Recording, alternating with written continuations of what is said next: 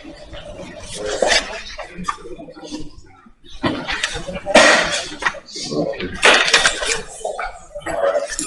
morning, ladies and gentlemen. I'd like to welcome everyone to our April 3rd, 2024 Commissioners Court meeting at Minute Maid last night. Then 2 hours, and now I still can't get this what happened look off my face, so forgive me for that. I'd like to let the record reflect that we have a quorum. Everyone's here except Commissioner Mars. He's feeling under the weather this morning. Let the record reflect that we have a quorum. I will call the meeting to order and ask that you join me in a pledge of allegiance and a prayer for our allegiance. Pledge allegiance to the flag of the United States of America, and to the republic for which it stands, one nation, under God, indivisible, with liberty and justice for all. Honor the Texas flag. I pledge allegiance to thee, Texas, one state, one God, one faith. Mr. Peter. Lord, as we come before you this morning, we're so grateful and thankful for you and for the many blessings and benefits that you bring to us. We're at a time, Lord, with Commissioners Court for our commissioners to make very prudent decisions. And we ask you, Lord, to give them wisdom and judgment and discretion in doing so. And we ask you, Lord, to bless all of those that are in attendance and paying attention to what is going on in our county. And we thank you for all of the participation. We thank you for this great nation, and we thank you for the opportunity to know you and to serve you. In your name we pray. Amen. Amen. Thank you, sir.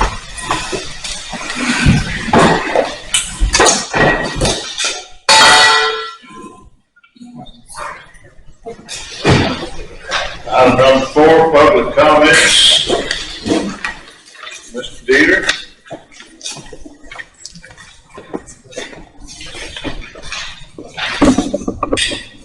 Good morning, Your Honor. Good morning, Commissioners. As many of you know, I'm not in agreement with the Sheriff's Department having to pay for the communications equipment out of their budget. Their responsibility is law enforcement, and they are not radio people. There is a simple solution to this radio communications equipment. You don't have to spend $500,000 in order to do it.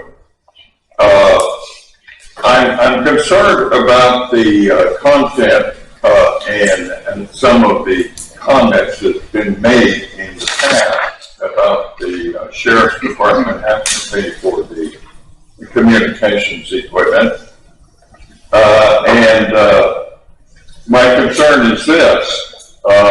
They proposed to you at the earlier part of the year that they would like to increase the salary for everybody in the department at $7 a piece.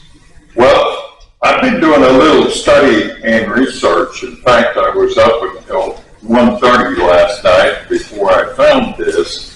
But on this, a simple sheet of paper that tells about what the rules and the suggestions are for Senate Bill SB 22. It says that not only are they able to hire new people, they have the opportunity to buy cars. They have the opportunity to buy safety equipment. Safety equipment is like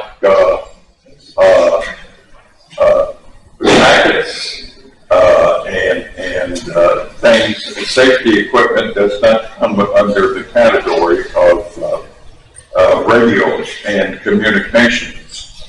You gotta have communications, but it's not the responsibility of the sheriff's department to take the money out of their budget. It should have been done by the county, and there is a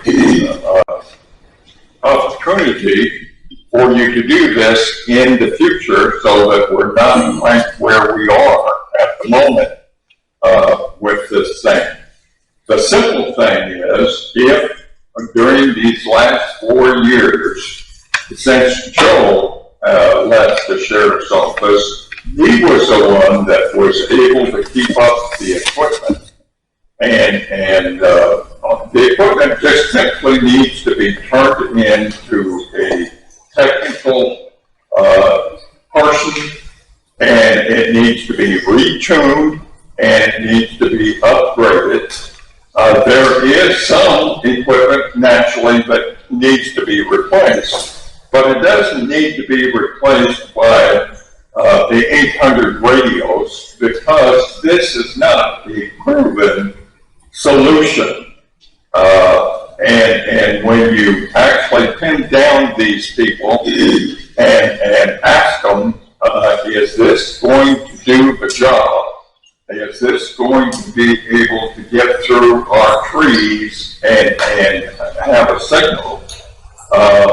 And you're connecting with a network that is used by metropolitan cities, and I'll let Mr. McCoffin take it from there.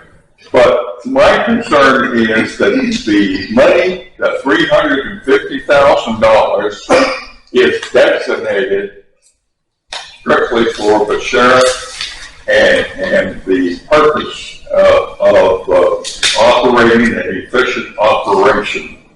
And the funds should not be deviated elsewhere. I thank you very much for listening to what I have to say. Hopefully it will make a difference, and it's going to save our county lots of money.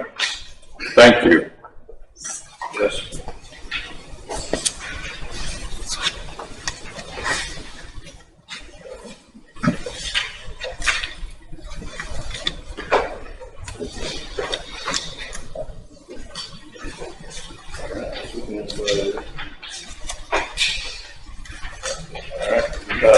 Mr. Troy Carlson with the chief appraiser for the San Jacinto County Appraisal District. I apologize for not recognizing you. That's fine, we don't see each other very frequently.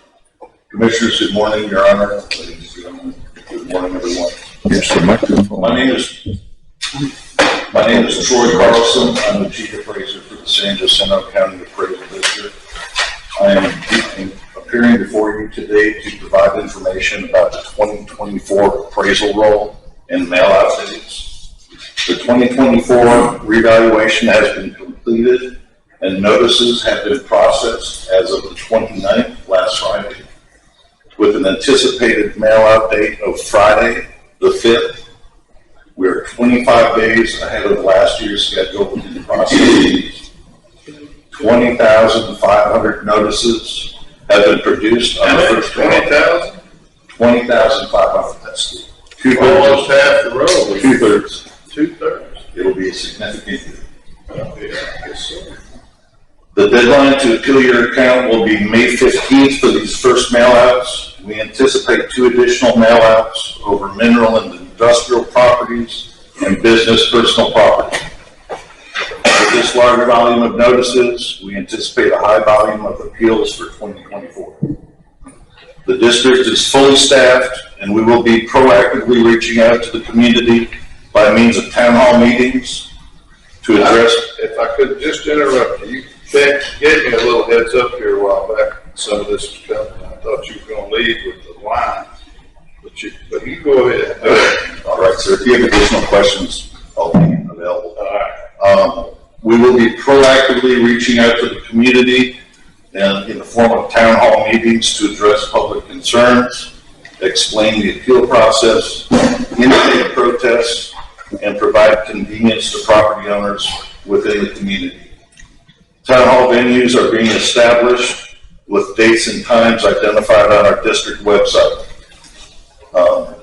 We will also do additional postings for public notifications such as the online community calendar. Thank you. If you have any questions, I'll be happy to address them. Thank you. Appreciate the heads up. I believe you're going to be in 3 weeks ahead of schedule. That way, when we get ready to get into our budget process, we're not, well, we can start whenever we get the numbers, you know. Good. One question and one comment. What sections are you doing that they're reappraised? We have revalued the entire county. The entire county? Okay. Yes. Well, I had heard it was the north end again, and I was just getting. He told me they were starting in Staley on North I was getting 946. ready, because it takes it back here a little bit. But the second statement is, my office will be open if you want to hold a town hall meeting point blank. Thank you, sir. I will make an opportunity. I've already secured 2 venues. Okay, thank you. Mayor said that, oh, you said the mayor's office? Beat me to it. We're gonna handle it. Good deal. And once again, to refer the public to our website, sjcau.org. We will be posting these venue dates and additional information for the public. Thank you so much. Thank you.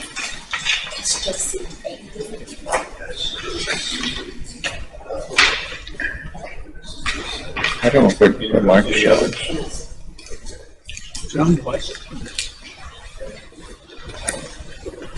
Item number 5, announcement, possible discussion of items of public or community interest for which no action will be taken.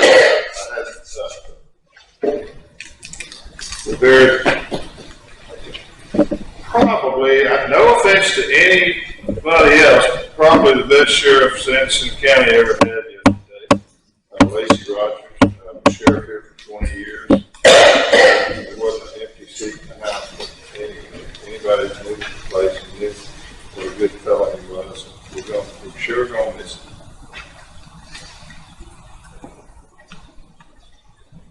Anything else? So, our trailer, about half full, the county is, this weekend, I think, at various locations, or the precinct 1, it's Friday and Saturday. Friday's gonna be precinct 4 and precinct 2, from 7:30 to 12:30. And precinct 1 and 3 will be Saturday. Or 2 foot. Grounding my tires. Anybody got any used tires? They're kind of hard to get rid of. You got to pay, but not on this deal. The commissioners have secured a grant to help get rid of old unwanted tires. And, anyway, so we don't see so many of them on our road ditches and so forth. All right, we don't have anything else. I guess we'll. Item number 10, consideration, discussion, possible vote to approve the agreement and mortgage to EDA as security for $1.6 million grant for the Innovation Center reserving federal interest in the facility. When I first got here in county government in 1998, we built a Head Start facility on 2973 over there in the county. Had, I don't know, 10 or 11 acres, maybe. Cut out a couple acres for the Head Start. It was all done with a grant and everything, but to ensure that we, once we took that grant money and built that building with a new regime, we come in and sell the building and make a big windfall profit. Back in those days, we had to file what's known as a notice of federal interest to preserve the government's equity or whatever you want to call it. It has a put on the records to keep that from happening if we had a road court or something. Same thing goes along with this. They don't call it a notice of federal interest. They call it whatever I called it here. Mr. Shaw, Bob the Shaw, debt cogs. Yeah, the title of this agreement mortgage, but we sent it's the same form that Deadcog used when, they had EDA funds, and that's how that and other funds like us, to build their building up there in Rutherford. That's what this is on. Kind of second. I have it was almost simultaneous. Who did you hear? Okay. I have a motion by Commissioner McAnally, a second by Commissioner Jacinto. Any other questions or comments? All in favor say aye. Any opposed? The ayes have it, it's unanimous, 4-0.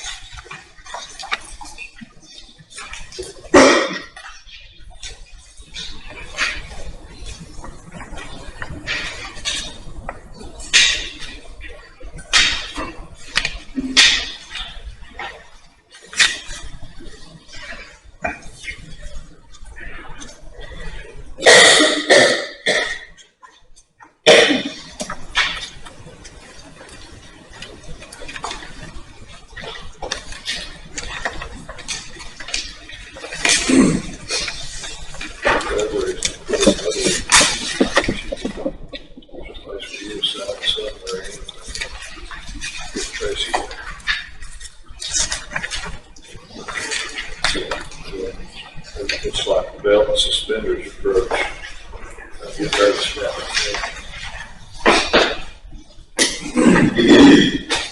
I think we record that. Soon.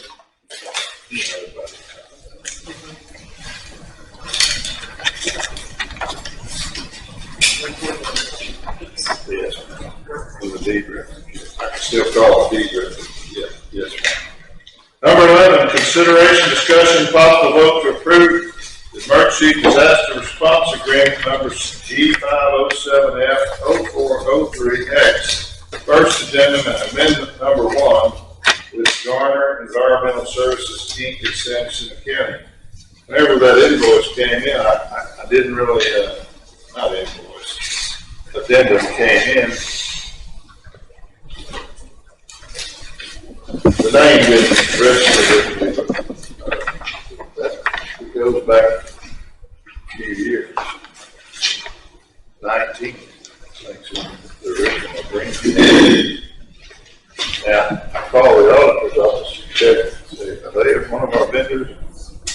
Maybe we haven't used them lately, because they didn't pop up in the computer. Anyway. Garner Environmental. Disaster response. Is anybody here from Garner? The only thing that I see, Judge, is, we need to do insurance certificates. This one is 5 of 18 on page 5. Yeah, that was the backup we had from the original contract of 19.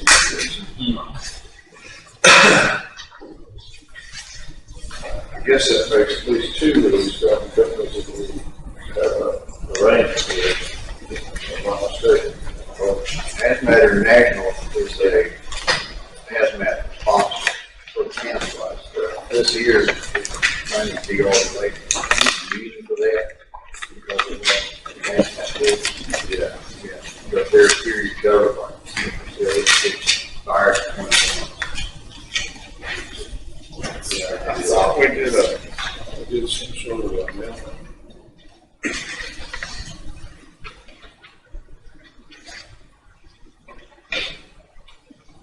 Actually, one of the guys was in Georgia, who lived up in your precinct, that passed away a couple of years ago. Maybe I thought we'd already renewed it once, but maybe not. This one goes from March the 31st, 24 to March the 31st, 25. But all our insurance certificates and everything needs to be updated.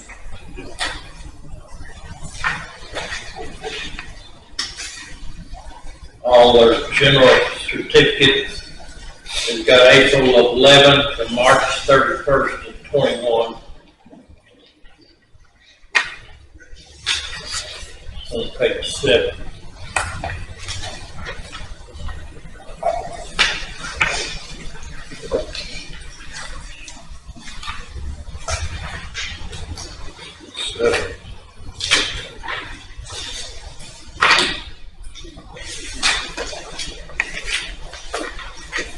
You said 2025, you meant 2021. Right? No, go to the last page, and they've got the last page right, but all their other pages need to be updated along with it. It says March the 31st, this agreement has been hereby extended for 1 year term beginning March 31st, 24 until the end of March 31st of 2025. Yeah, that's pretty simple. It's a 1 year. Yeah, it's 1 year, but you can redo it. But all their insurance certificates and stuff need to be updated. These are the ones that were attached to the original agreement. Yes. So, yeah. They've been around a long time. Yeah, I can request it. I'm sure they have insurance. Yeah, but I mean, we don't have them. It's better to have them, not need them. Need them, not have them. I agree with that.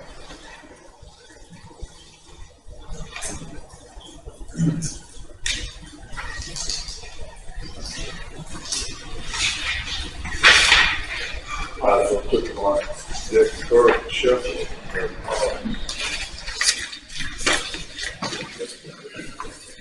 Which one you done? I was trying to put it all in. I got to look at that different pages. Yeah, it's only 24 pages. I'll make a motion to approve the agreement. Pending the updated insurance. Is that what you mean? Yeah, that's, I have a motion by Commissioner Jacinto, a second by Commissioner Brandon to approve the agreement, request the updated insurance.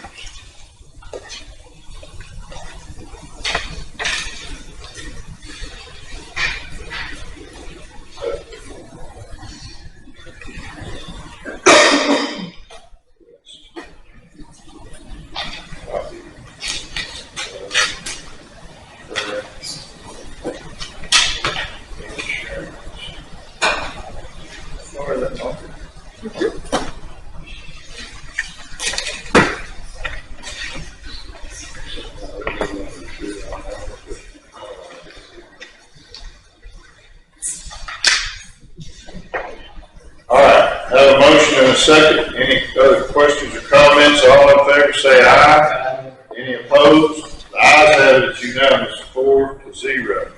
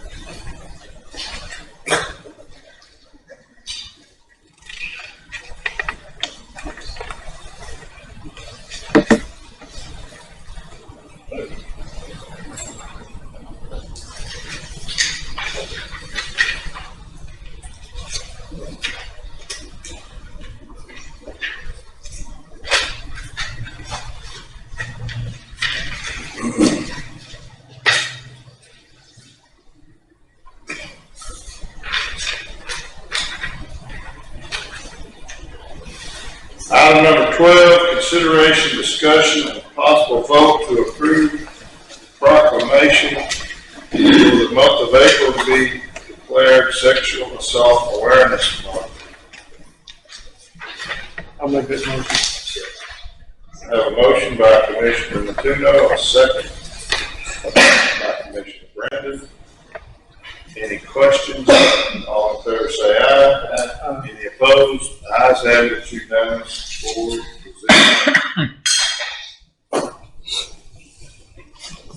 Sexual Assault Awareness Month calls attention to the fact that sexual violence is widespread and impacts every person in every community. SAAM, Sam, I guess, that's how this reads, aims to raise public awareness about sexual abuse, harassment, and assault, and educate communities about how to be involved in prevention. This year's theme is Building Connected Communities. This April's campaign calls for us to work together to prevent sexual abuse, harassment, and assault. We believe when anyone experiences sexual violence, every community member is affected. We must strive to build more connected, respectful, and inclusive communities to promote our collective well-being and protect against the risk of sexual violence. We believe our communities will be safer and stronger by making them more equitable for people of all gender identities and sexual orientations, races, and ethnic backgrounds, ages, faiths, and abilities. Statistics show over 53% of women and over 29% of men reported experiencing sexual contact violence in their lifetime. Most women and men across all sexual identities who experienced contact sexual violence reported that the person who harmed them was someone they knew. More than 1 in 4 non-Hispanic black women, 29% in the United States, were raped in their lifetime. 1 in 3 Hispanic women, 34.8%, reported unwanted sexual contact in their lifetime. More than 4 in 5 American Indian and Alaska Native women, 84.3%, experienced violence in their lifetime. 32.9% of adults with intellectual disabilities have experienced sexual violence. 47% of all transgender people have been sexually assaulted at some point in their lives.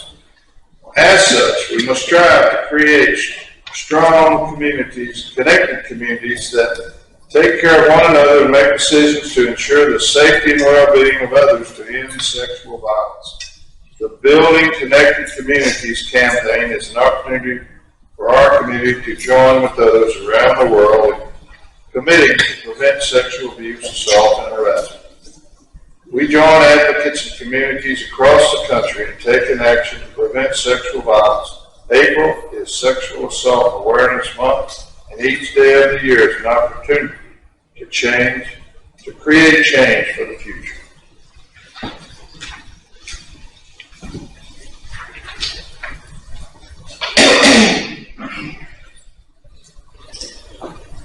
Judge, would you have time to take a photo with us? Absolutely. Absolutely. If y'all have something you would like to add, forgive me, I didn't mean to skip over. No, that's fine. You were reading. Y'all went racing to the podium. So, we do have 2 of our sexual assault advocates and executive director here today. I'm Tammy Farkas. I'm the Community Relations Director for Safe House. And we see more than a handful of children in San Jacinto County. So when we see the children, we also advocate with their families and we work with their families. We also have several women that we see. So we are very active here in San Jacinto County and we appreciate this. Sure.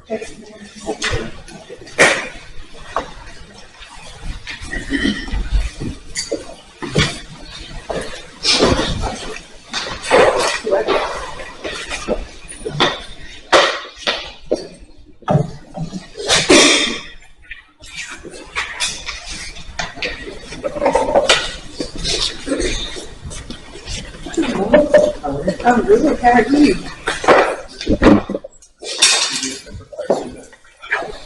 I'm busy. Oh, you're not alone.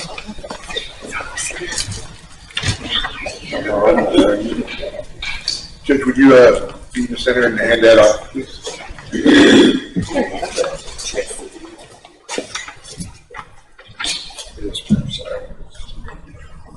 All right, 1, 2, 3. Thank you. Thank you. First of all, something that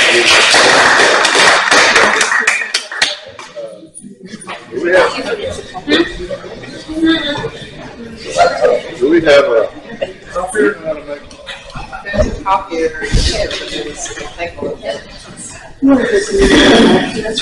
can't. we can do that? All right. Thank you so much for everything y'all do.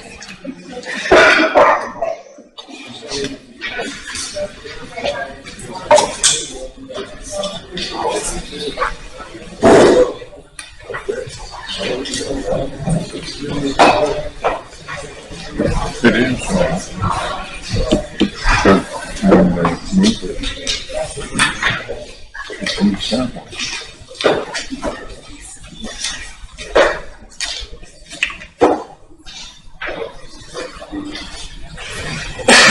Number 13, consideration, discussion, possible vote for approval to create a private road in precinct 3. Good morning. So, I think y'all are copy of the application for the private road name. And, precinct 3, this gentleman has recently had a variance granted, and there's more than 4 addresses. It's down Lee Turner, you go almost the trails in, it turns to the left, and he's got a road that goes in there. It's probably a quarter of a mile. Yes, sir. He couldn't buy the physical with me, I think. I told him, we need to go see. Yeah. And he came by, we did the variance on his last court, he just wants to know the road design and addresses. So I just wanted to put it to here that we're not creating a county road, we are naming a county road. It says create one, we are not, we're naming. And they gave us 3 choices, so. They had 2 requests, Alcaraz Lane or Alcaraz Avenue, and if those are taken, J&L Road. I don't think any of them are taken, are they? No, sir.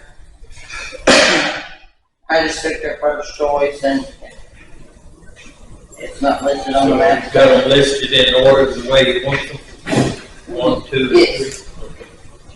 I'll make the motion to approve the road name. The first one, Alcaraz, A-L-C-A-R-A-Z Lane. I have a motion by Commissioner Antuno, a second by Commissioner Brandon, to approve the naming of a private road in precinct 3 off Lee Turner as Alcaraz Lane. Any comments? All in favor say aye. Any opposed? The ayes have it, it's unanimous, 4-0. Thank you.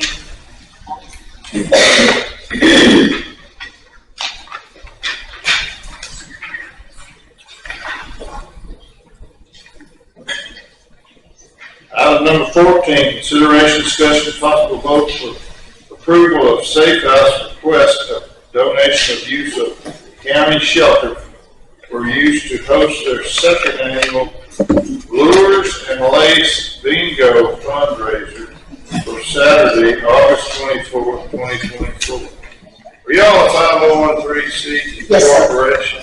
Yes, We had earlier in the year, we had a person request to use, it wasn't for free, but they paid their dues and all that, paid the fees. Not just anybody can host a bingo. We ended up giving the fellow his money back on that deal, because he didn't know it was a 50.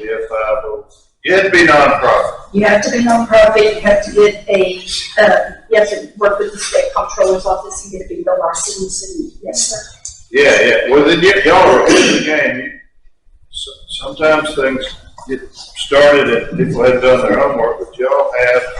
Yes, sir. So have you checked with the maintenance department about it, make sure it was open? Yes, sir. We're good. We booked it last year. Fire department, senior citizens,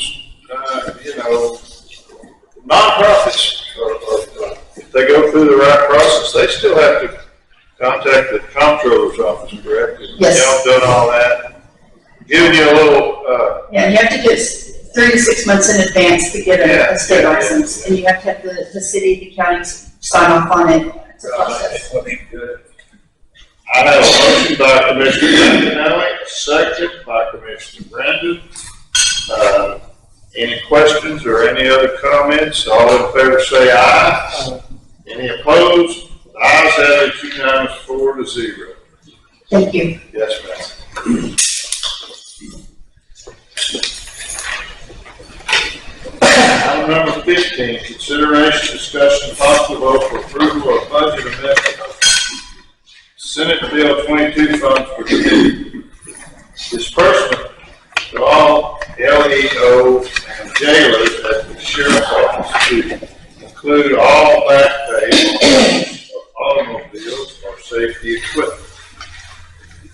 I figured I had proposed item on the agenda, and I just took the last two parts of mine and combined it instead of us having competing things on the agenda.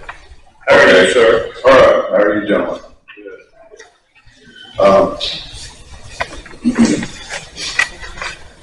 The sheriff wants to use a majority of this Senate bill money for, we're going to call it a stipend. So I've talked to the treasurer and auditor about this. Like on your paycheck, it says regular pay and the rate. You put another line that says SB 22 with how the way we figured this out anyway. But that way, if the grant goes away, it's not intermingled with the salary. Well, that makes sense. Yeah, and you can track every bit of it, so you're not calling it a raise. And the treasurers come out with a document that everybody signs acknowledging the fact that they know that this thing is a state grant and not a county salary increase. We created a spreadsheet, and we just need you guys to approve us dispersing this retroactive back to the beginning of the budget year, just like the sheriff's salary line item did. We can't do retroactive because we've already paid taxes on half of it. We can't retroactive it back. We can do it moving forward if it approves, but doing it back with paying the taxes on payroll salary doesn't be a big mess. It will be a big mess. Other counties are having problems with it too. I spoke to certain counties, so. Well, the law says you can pay it retroactively. The law, the grant says that they can reimburse us for it. But to go back, it is a nightmare. I mean, you choose to do it, but I don't know how that's going to end up in the Well, end. you just said the grant said you could reimburse us. Listen, when we first, this is a copy of when it finally got reduced to paper, in the whichever government code it's in. But when we first started, y'all told us when y'all first, they first said it was going to be that, and we didn't have all the details, but we saw the handwriting on the wall, and we went ahead and upped the salaries. At that time, I mean, we met the burden, so we qualified for the grant. Now, if I'm not mistaken, I didn't have any of this guidance here then, but I think it's 75,000. You have to make sure that you provide a minimum annual salary of at least 75,000 for the county sheriff. And we did that. Had to add like 14 grand to it or something like that. And then the 45,000 for each deputy. Now, nothing was said about this next part. Who makes motor vehicle stops in the routine performance of their duties. I take that to mean you're just talking, this is just talking about patrol deputies. That's everybody. Well, Yes, it is. when's the last time you made a patrol stop? We actually had the discussion. Sheriff makes patrol stops. Oh, I know he does. I know he does. Everybody does. The problem we have, when we went to conference, we specifically talked about this. One of the big issues was, it doesn't work for detectives or anything, it has to be a patrol deputy. We all do it. We all do it. All of us. We all work in the field. I'm not gonna argue that. Well, I mean, I know how these grants work. Later on, at some point, they all audit you later on. We're being audited on the buyout down there, and it ain't even over with. But sometimes they wait 2 or 3 years later and come back and audit you. Well, let me show you documentation on how many routine stops did Chief King make. And I Well, what's the minimum on here, Judge? It doesn't say anything. You're right, it doesn't. I'm just pointing it out, that's all. I mean, we routinely herd cattle, pick up bulls, routinely look for children. I mean, we do everything. I'm just thinking about the audit end of the deal. And then the next line is C, 40,000 for each jailer whose duties include safekeeping of prisoners and the security. And we're ahead of all these salaries now when we added the last raise in there. So I'm saying we've met the requirements of this except for the jailers. Because we put a clause in there when we gave that first raise, when all this first started. We said, but you don't get the 40,000, you don't get the raise unless you're certified. You don't have the 2 or 3 that are certified. But the statute don't speak to certification. So I'm with you 100% about having to make it right and bring up all jailers to 40,000, even though we had said, I mean, if we apply for the grant, that's what it says, 40,000. It don't say if they have certification. And I can't find anything that says otherwise. Because they're legal to work without certification for, what is it, 1 year, and then after a year, they don't have it. That was temporary for the first year. Yes. So I get it on that part, but anyway.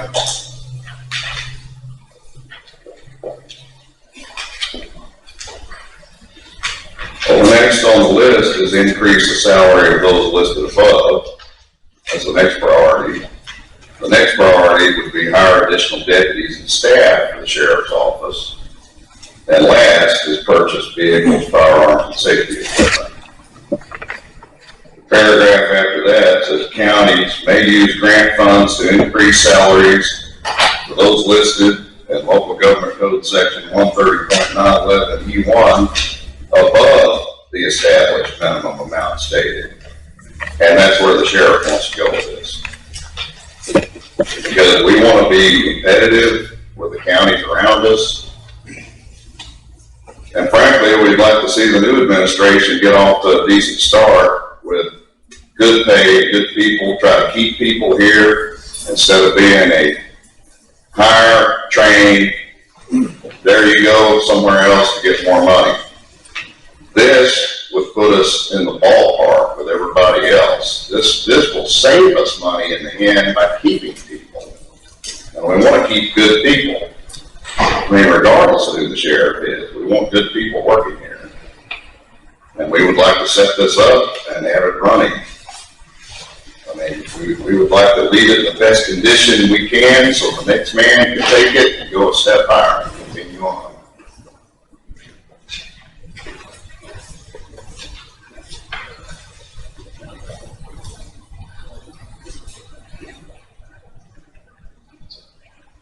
My ears are still ringing from, I mean, for the last couple of months, we've heard lots about what a dire emergency it was. We didn't, y'all would have had to spend $500,000 that we didn't have right then that day to buy radios. So, is radios not still a problem or not? Yes, mean, Yes, sir. you said, and everybody else said, it was, we're in dire need, and I know we need to fix it. Now, whether we're absolutely have no communication, I'm no radio guy, but I understand there are, you got fire channels, and it's not uncommon for pieces of equipment to go down. I think, who made that analogy? McCoppin said, when the maintainer goes down, one of the tires goes out, you don't just throw it in the dump, go get a whole new one. Anyway, we believe that we took you at your word about how bad we need to upgrade our radio system. What's your thoughts on, I don't know if it wasn't you, but someone has said today that 800 is the way to go, and some will believe that we could do just fine with VHF if we fixed it. I think we need to bring an expert in to do an analysis on this whole operation. And we have them make 3 different options, and then we pick the best for us, I can't agree with you more about that. I think there may have been an outage, and I think we got past it to some degree. So I wasn't really, I think, isn't the radio bids on here today as well? And we've been told by a number of sources that whatever we were gonna win out for bid on is not the best choice. Well, nobody's come and looked at dispatch. I don't know who's bidding, but nobody's come to look at the equipment. I mean, we haven't had anybody. I don't know, we're gonna open some. I don't know how they know what to bid on. They don't know what the parameters are to bid. Y'all came and asked us to come buy $500,000 worth of radios and said it was an emergency. We decided maybe it wasn't an emergency, but let's go out for bid, and we voted to go out for bid. Today we're gonna open the bids on that. But whether we accept those bids is remains to be seen. But we do recognize the fact that if y'all got a system that don't work, we need to fix it. We agree with that. So we want to take the salary money from the state to fix the radio in the county and collect it for 20 years. That's where we have an issue, Judge. I don't know about who did what bids it do to point about who should have been asking for radios, or who came up with the. Well, there's been a lot of asking. I've only been there 9 or 10 years, so I know I've been doing some asking. Regardless, we want to get it fixed. And we're fixing to deliver. I'm pretty sure we're fixing to deliver. Well, it sounds like you're going to take the salary money from the state to pay for radios. That's why I got rolled into one agenda item. And I don't agree with that. That's not the agenda I submitted. It doesn't matter what you submitted. Oh, no. Stuff's on there. We just added, we got. No, it doesn't matter what we want to get, so I understand that. I'm good. Well, I like us to still have contracts bringing inmates in. We do. Nobody canceled any contracts. Nobody. I don't know how that rumor got started. Why they would tell me from these other counties when I called them if they got notified to cancel the contracts? Wonder why They were told we had 5 people in jailer school, we didn't have the staff to man the jail. And the jail, they are back from the school, and the staff are wide open, we're ready to take them. They were told? Somebody, Phantom just called them up and told them that? No, the jail captain emailed these counties and told them that. Your jail captain did? Yes, sir. Whatever, I don't want to get into this. Well, I got the emails right here if you need them.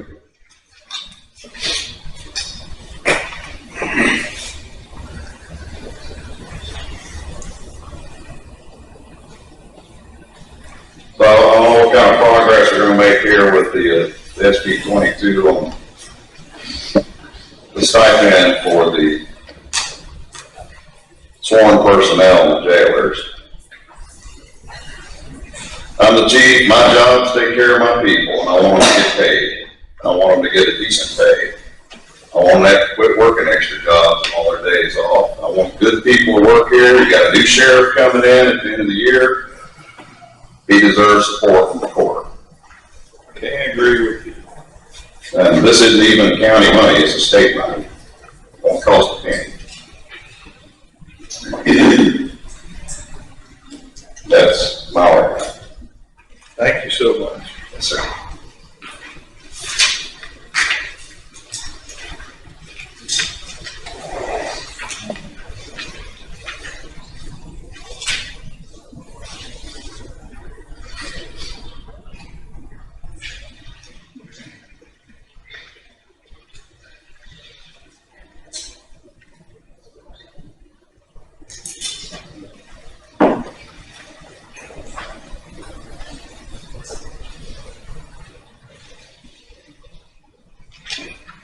So I won't call you out, but it's Bailey, Miss Bailey,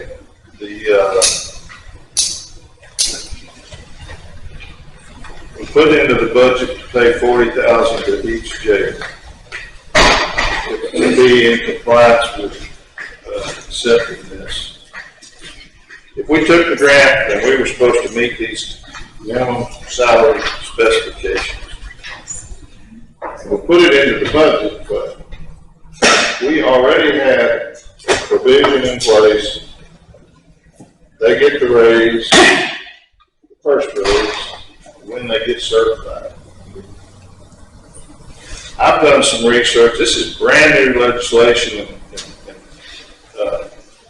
so there's not much to look at as far as how these statutes have been interpreted by the courts. I have found nothing that said this only applies if they're certified. They're working in there as a jail under a temporary license.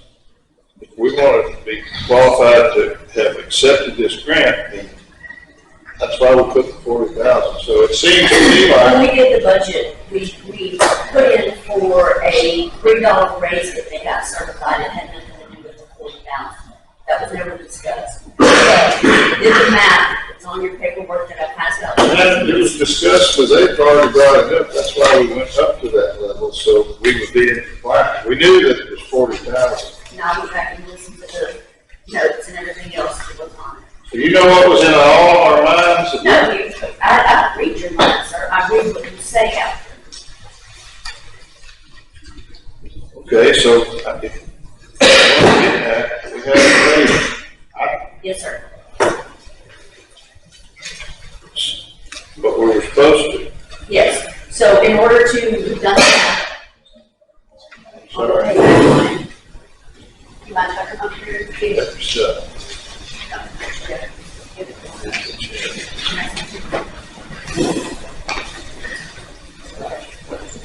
We have to give everybody a $1.32 raise to bring them up to the standard. Are you talking about anybody that's hired as a temporary jailer, just the same as somebody went to school, certified, is that what we're saying? No, This is just to bring everybody up to meet the the qualifications. 40,000 to bring them up to But it's just a few that No, there's a lot of, no, it's not everybody, so, everyone who already met the qualification, I'm on. So it's just these people why are listed, they qualifications? Because they have their. because they have their jailers, yes, sir.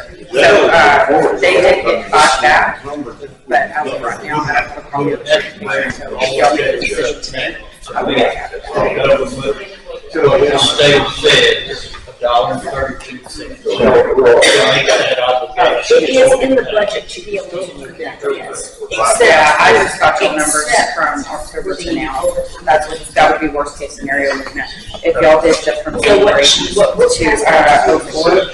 Yeah, that's it, yes, sir. And that's rough numbers. That's from, October up to April. Yeah, I ran from, I ran that report from How about you said we can't go back past day 2 point? If it was required by the grant, then we have it to be back. He's talking about taking that amount that he's wanting to do the raise and go back and give it all back. The SB 22 said it would reimburse us for if we did, but we did not. What we did, the only one that's actually drawn any of this is the sheriff. Correct, you're right. That's why I'm saying we can't go back and all of a sudden, But we got deputies that are, they're making over 45, some of them Right, are making 48. They're making 49. we're good on the. 49, Some of the sergeants make 53, so on all the law enforcement officers, we're already achieving that. Are you saying, But that's short case scenario. so if we pay them, what were you saying about reimbursement?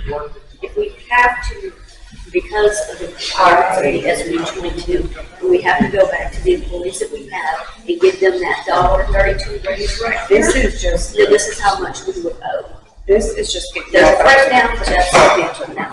What we're saying is to meet that $1.32, we need, or to meet the That has nothing to do. 40, which brings them up to 1832. We have to give them $1.32. We chose to put an incentive in there, and once you get licensed, you get the raise. Correct, if y'all- And that's fine, that was our policy, but when we accepted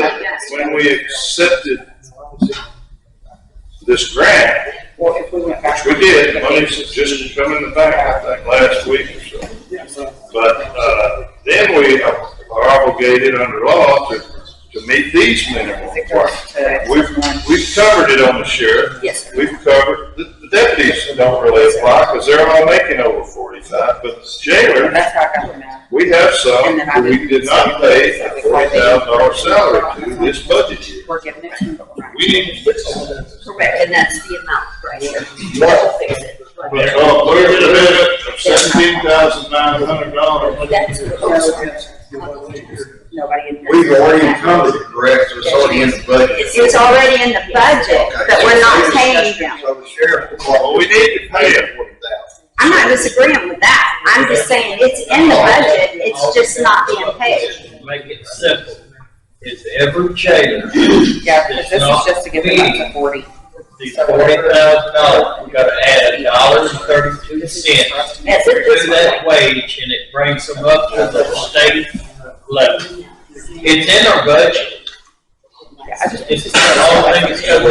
All I know is for this year, they should have received a gross salary of $40,000. Hey, Brooke, I did not know it didn't go into effect until January, so October the 1st, so this would not be the correct. So, yeah, the numbers can go down lower, and I just leave it together, but that's what. We just need to increase $1.32. Well, I would do $1.31, because when you do it forward and backwards, if you do two, it will put you over. So it's gonna be a dollar. Because I triple checked, and that was $1.32 was originally what I gave you before I And they're started giving you working. the numbers on this. Yes. So all they gotta do is what they should have done originally, but just send a blue form. That's it. Okay, that's not a. Yeah. You say, well, you pay taxes and blah, blah, blah. Well, Not as of January, that's not on there. What he if was, we, I want them to have that money by the end of this fiscal year. No matter what you have to do, calculate the new taxes. right, so there's mess up. So the money that we did back to October, but because of this took place January 1st, from what I'm understanding, we need to do a new calculation for January 1st, and we have not paid taxes on that yet. So that's fine.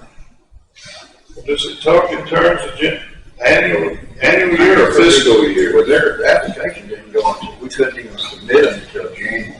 And that's what it's like, let's start. Right. So Can we go January. back and October? I thought it was supposed to go back. Yeah, they hadn't got their thing up in here in the portal ready, so you could even submit. So it would be January. January 1st. Yeah. And we'll give you the numbers on that, put it on next week. You have an extra copy of your budget? Sir? This was only approved January, Do you have an extra copy of your budget? so that's a form backwards. I got it all in this book. Because the state didn't have an extra copy of January. I pull it out here, just look at it. I'm not sure if that's right, because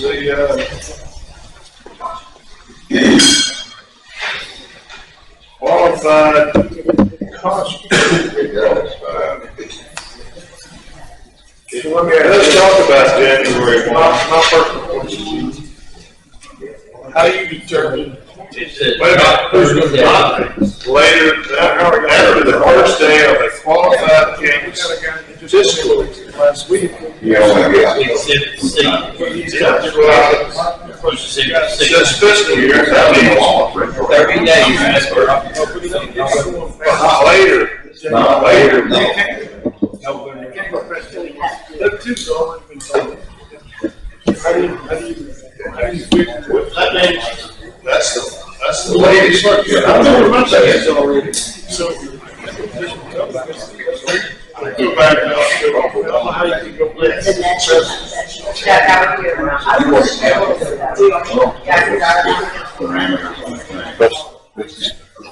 but the court will pay us for that. It said January, and then next year, it goes to the fiscal year. I researched that last night. How stupid. We're actually getting paid at a rate of Connecticut. Let's see, where is the grant?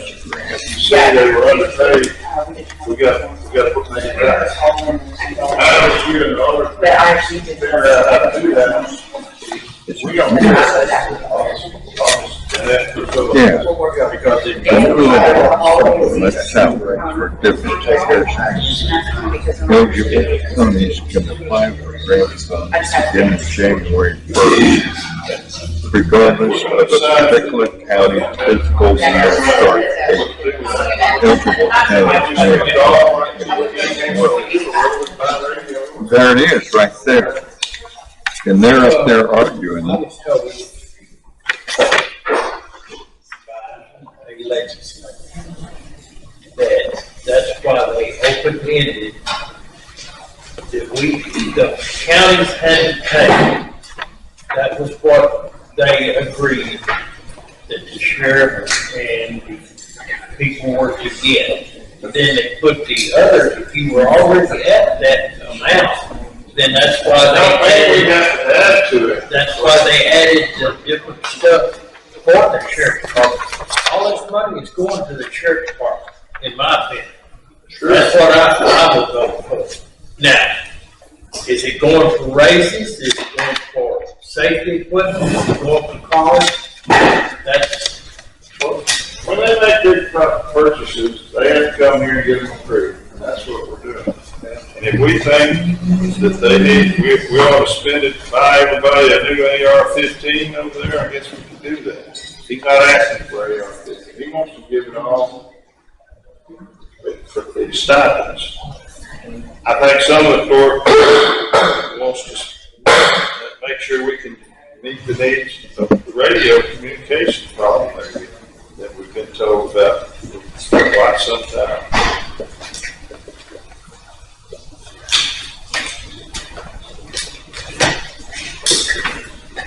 One concern is they have to come and get another raise. But you don't have to. I mean, I understand what he wants. They want to be able to have as good a salary as he can offer. So people will stay here instead of working for 6 months and then driving to Conroe and going to work. I mean, I understand.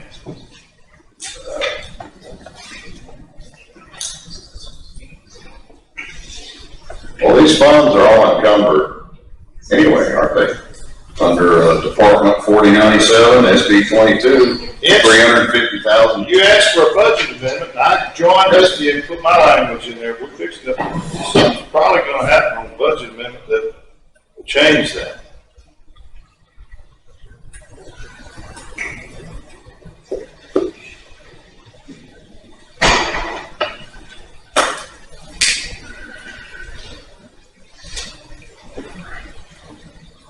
And then this thing, I think is good for next year. I mean, we gotta re-up, we gotta reapply. Yes, sir, I gotta reapply. Push the button again, all that stuff.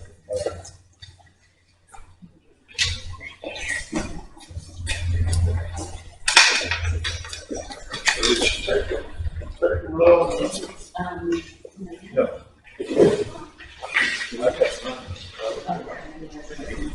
What was the number, 17,900? 17, It's around that.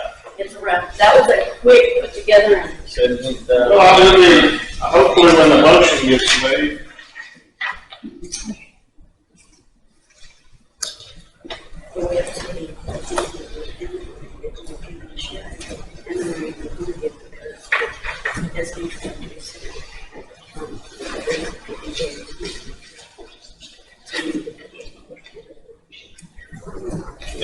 Yeah, that, we know about the sheriff's money and 14,000, we couldn't have spent that on radios. We just went crazy and spent it all on radios, except for 14,000.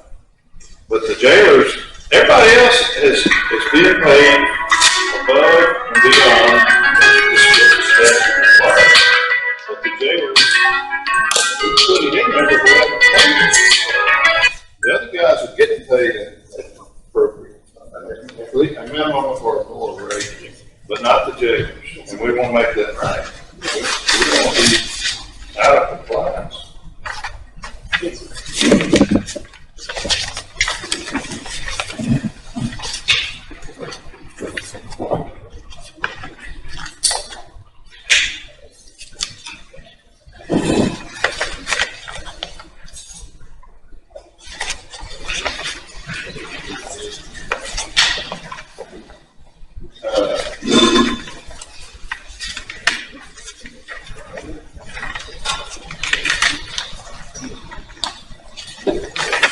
So do y'all think the 17 is what needs to be in there for the judge? It's a close fit. So, It was just a quick. 17,900 to be able to pay the jailers need to be actually paid the 40, even the ones without certification. So does that even require a budget amendment? Isn't the money already in the I was gonna budget? say, in the budget, the current budget, right now, the supervising deputies' budgets, or not deputy, detention officers are $46,912.32 per. There are 4 positions of that. The rest are the jailers, and the jailers have a $45,864. Each one of them have that. They're not being paid that. Okay, so the money got received, and the budget already says that. Right. The only thing that I didn't account for is, or that was not accounted for, yes, we have money in there to bring to the rate amount that we need, but this amount here is with all the overtime. Right. So to say that that money is still in there is another thing. Well, you know, Would it still be in there if we set it at 40, we got a budget of 45, and we should be well within that cushion? Depending on how much overtime has been used. Well, it would, but I Right. mean, you know, you can move between into a minor adjustment. That's a long distance, put it out there. all I'm saying is they need to actually be paid the gross amount of 40,000. And some of the ones who aren't certified have not, they haven't been. That was something we thought would be an incentive, and I think that, I don't know how well it works, but, we took the money, so now we gotta give it to them to make sure every single jailer has gotten the $40,000 salary. The deputies are already above it, because we saw it coming and we put it in there.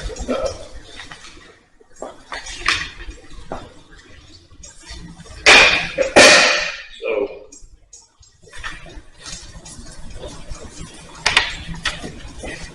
and this is just like the chief said, it says,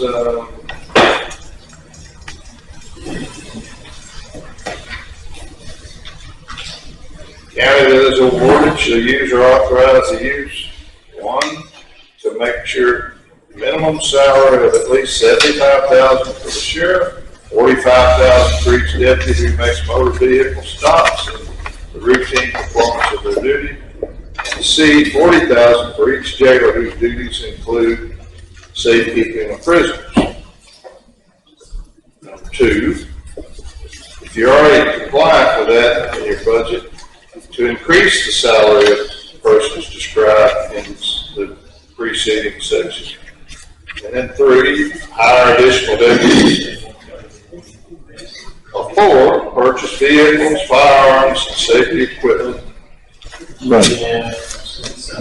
So you got like 4 different ways you can spend the money. Judge, we ought to get this money in that line on the detention because we're 6 down and it's not even fit. 6 positions. Correct, Chief? So we may not even need a budget amendment, because the money's in the budget. It's in there in the salary lines, and then there's another section in the back of the budget, and I don't know, I'm no auditor, I don't know why I put in there that way, track it, I guess. But there's another section of the budget, you stop me if I go wrong, but it says how it's paid, various different things. I'm not looking at it, so I don't remember all the different items, but the court expressed a desire at some point in previous meetings to meet the demands for the radio and fixed communications. So in order to do that, that $35,000 is in Senate Bill 22 section of the budget to be spent in this way. The purpose of the budget amendment, as far as I'm concerned, was to take it out of those lines and put it into a radio line so we could get it, the radios that they so desperately need.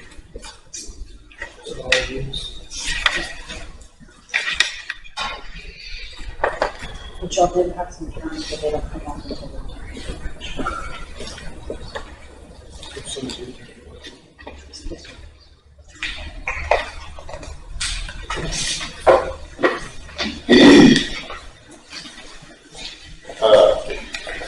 Time you pay. So if the money's already in the budget, then you just have to leave that 14,000, because we left the sheriff's salary at 61 and then 14,000 out of the other part of the budget to make up the 14 to bring it to 75. Right. It's a little over 14, close to 15 something. And it's in Fund 97. $14,501, so.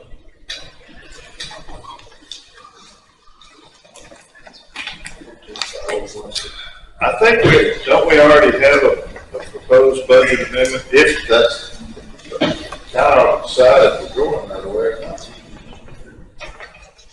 Judge, what we're talking about with the deputy part is $269.23 every 2 weeks. That's the amount. It's not like these guys are getting rich. If they drive one of them big old Dodge Dualies, it takes almost something to fill that thing up nowadays. It's $130 a week out of SB 22 for deputies. That's what I really like to see anyway.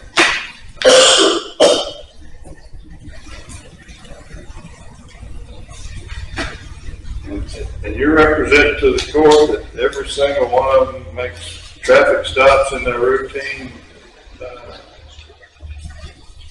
We do everything. We even clean the toilet sometimes. I mean, we're multi-purpose, multi-function. Well, I've done one inquest in the last 25 years, but I couldn't look you in the eye and say that's part of my regular, if I got a grant that says everybody that does inquest gets a big raise. You're right, it's not really. Actually, Judge, it's 18,000 that is part of the sheriff's salary. It's his 14,000 plus his Social Security, Medicare, and retirement. Okay.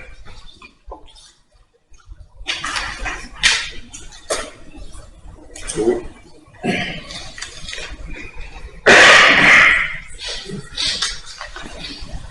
If we don't do a budget, we don't probably need a budget amendment to pay the jailers up to what they ought to be, but we need to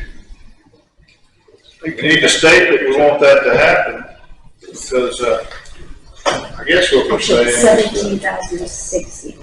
Sheriff had it in his budget to pay the jailers, but we'd already put this rule in place that you can't pay them that until they get the, I guess we're going to take it away and give them that money so they get the 40. I see the 14 back.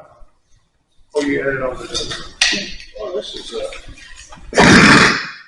confusing. Yes, sir. Judge, I'm Brian Nichols, I'm a captain of the You sheriff. need to assist the chief with his speech. Yes, sir. I didn't want to It interrupt. ain't open forum, but I seen him send something in you out of the corner. Yes, sir. Just in support of the chief and what he's saying, we all do conduct traffic stops. I worked, day before yesterday, all day, helping with traffic, conducting traffic stops myself. I'm gonna do that this afternoon as soon as this court finishes. Work traffic stops again all day today and probably all day tomorrow. You mentioned earlier in your statement something about the intent, you know, that this hasn't been worked out in a bunch of the courts. The intent, and I have here in front of me the original bill analysis and the author sponsor's statement of intent of Senate Bill 22. And what he says is several studies have shown a positive relationship between salary and quality regarding law enforcement. In fact, one study indicated that the per capita number of crimes cleared, crimes resulting in arrests, was 12% higher in the months following pay raises for law enforcement officers. Senate Bill 22 seeks to establish a grant program that will provide financial assistance to sheriff's departments as well as district and county attorney's offices in eligible counties to ensure professional law enforcement and legal representation of the people's interests throughout the state.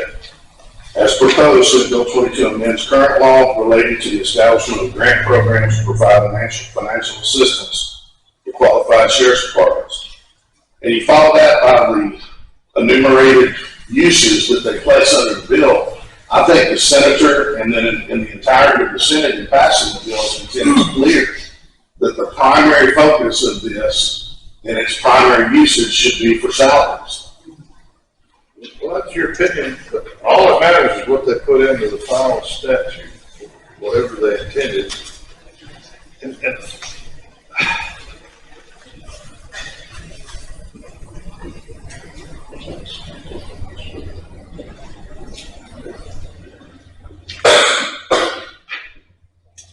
well, everybody in the whole department's writing tickets, arresting people, patrolling. Tell me something. In 06, we had one assistant prosecutor in misdemeanor court. They filed 689 cases. That's how many actually went to court. Last year, that number was 179. That's 500. That's 300% less, or more, maybe more than that. Were we writing lots of just warnings, or what's happening there? Because I've been concerned for a number of years. Why? If so much is going on, how come I'm not seeing it in the court? So, just misdemeanor cases? Misdemeanors. I'd like to think that crime has went down that much in Citizen County. I just don't think so. Well, one factor, Your Honor, might be the fact that the Highway Patrol, who makes a number of misdemeanor arrests for traffic stops as well, is virtually vacant from the county. I get it. I understand.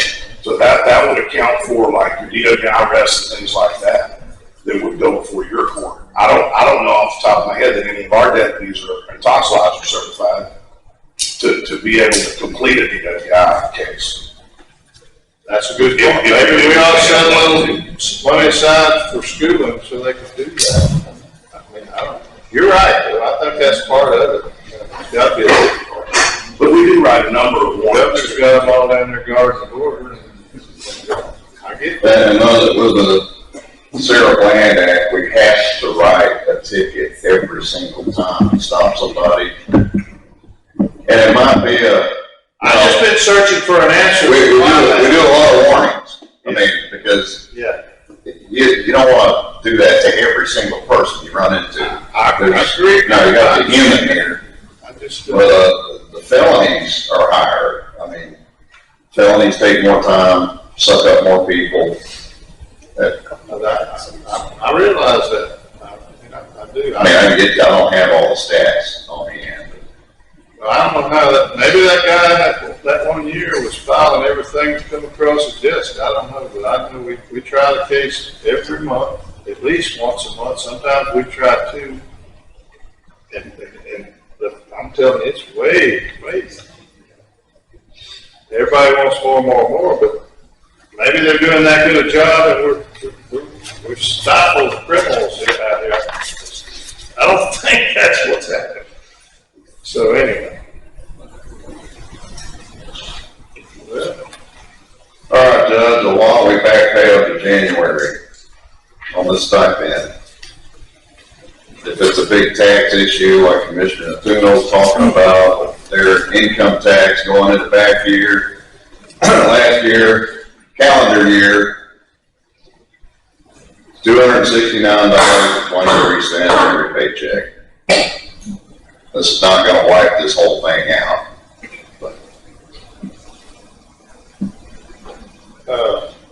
And then we continue it till the end of the budget year. In July, resubmit for this, so the new sheriff will have this and he can continue on.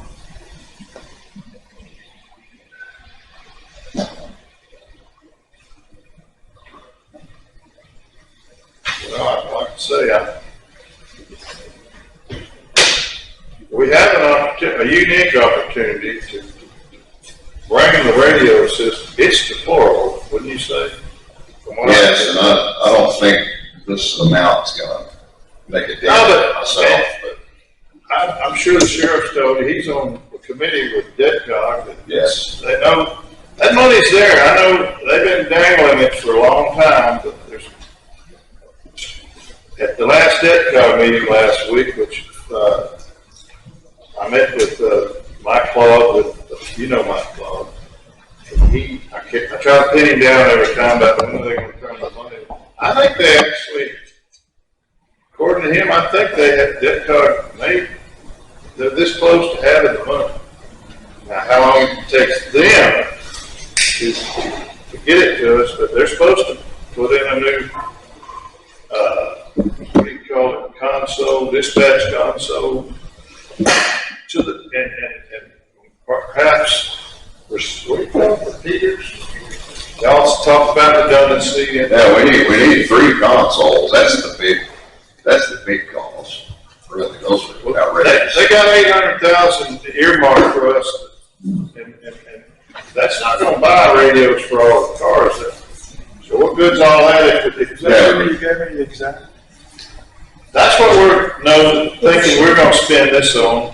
We didn't budget for that. We didn't, when you last year's budget. Sorry. If we got the radios, this thing's coming back up again in July.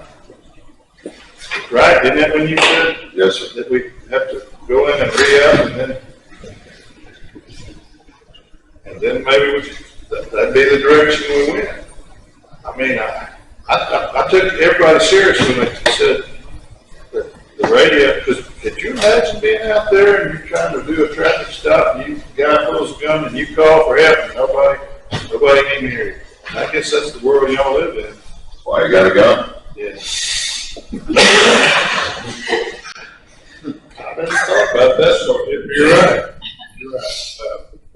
Anyway. All right, we're not moving over here. I'm gonna try to move this meeting along. I'll make the motion to leave 18,000 in the Senate Bill 22 line out in the budget, 18,000 for the sheriff and his benefits, and 18,000 in pay raises for the judges to bring them up. And the rest of that money be moved over to capital outlay for now to maybe look at buying the radios. That's my motion. Radios, okay. I have a motion by Commissioner Martino, a second by Commissioner Brandon. Any questions? All in favor say aye.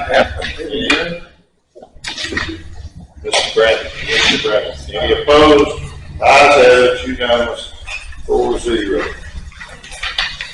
And whatever we gotta do to make sure the jailers are brought up, certificate or not, that needs to happen. What? So let more on each one. Is that just as simple as a blue form, isn't it? They brought you a blue form for all the jailers who are not up to 40,000. I think the Y'all can treasurer and I figure need to that get out. that together, yeah. Yes, it is a blue form. Each line item go, so each employee has a line item and a certain amount in that budget. If they have worked so much overtime that it maxes out that line item, then we'll have to pay those. Yeah, you still have to, you still have to 40,000, 45.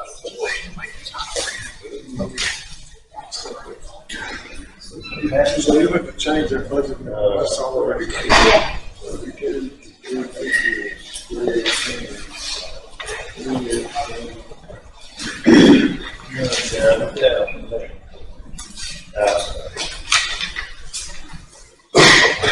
Item number 16, consideration, discussion, and possible vote to approve minor plat for the Potts Estate, Lily Yeager Blue. Commissioner Brandon. This is awful. Yeah, it's like.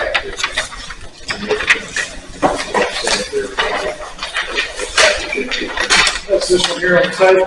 Yeah.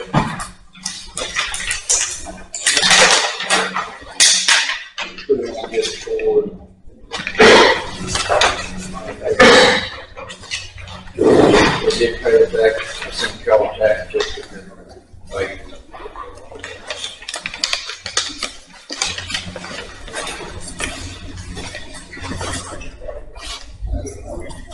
It's all on here, forward, yeah.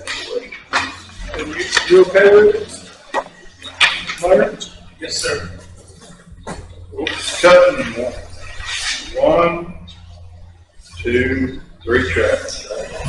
Just one track. It's gonna be 2 tracks. He has that little 2-acre tract at the top, and then 2 acres. That was already done. Very top. Yeah, that one was already done. Oh, yeah. And that little piece that hangs down goes with that one. I'll make the motion to approve it once again. It's a variance. Grant the variance is what we're doing. Right. 2 lots of variance. That's on track 2, okay. So how wide is it, that passageway in that little, I'm gonna call it a dog leg or something? It's 50 feet. Over there by the fence, Yeah, 50 feet. where it gets weird, you know, it comes up like this, it makes a little bitty. It's 50 feet.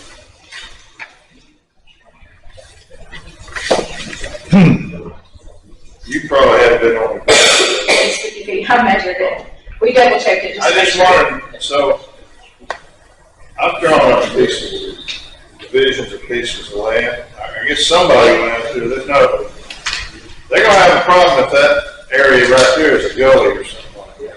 It's not. So where they did that, we made sure that the guys checked everything in between that property right there. Because they're actually building a house. They used to have a mobile home in that section over there. They took it out and they're building a home over in that area. So we're approving this plat, but it's actually, we're just, It's a variance. I just want to keep putting that out there. So do we need to do the variance one?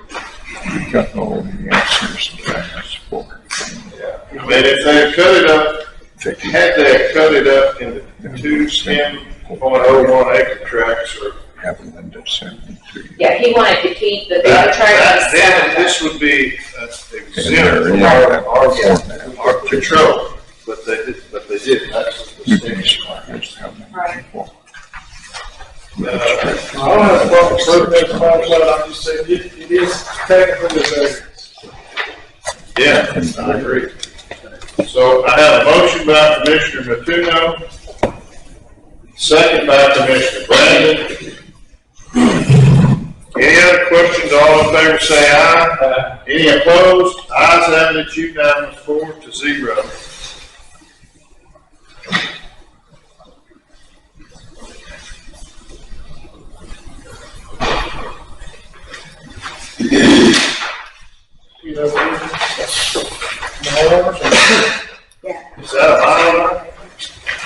There's 3 of them. Oh, well, let's just sign the bylaws. Let me keep my-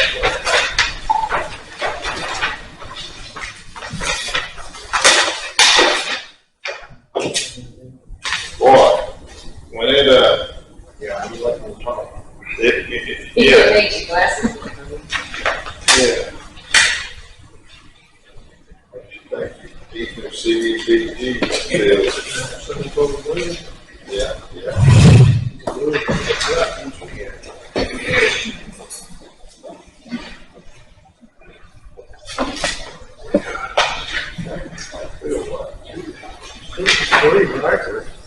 $3, glasses, paper. 2 hours.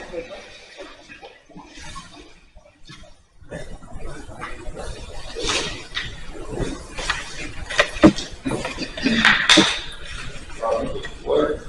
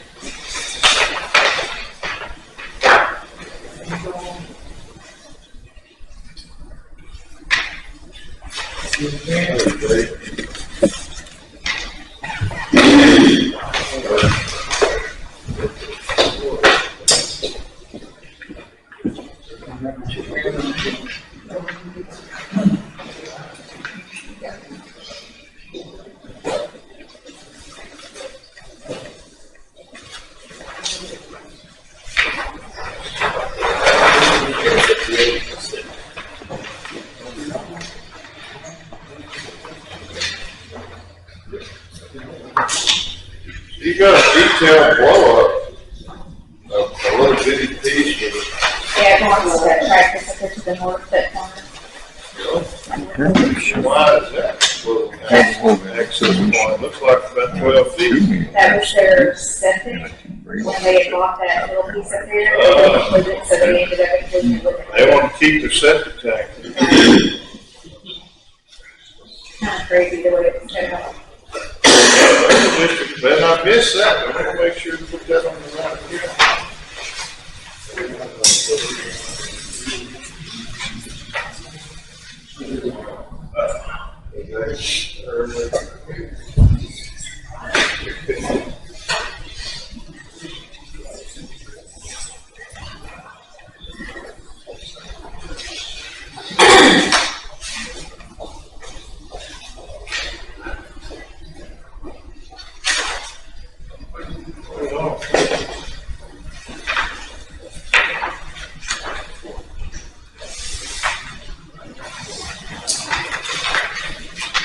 And Savoy, you still getting a little work out of him? Every day. Every day. He's a good guy.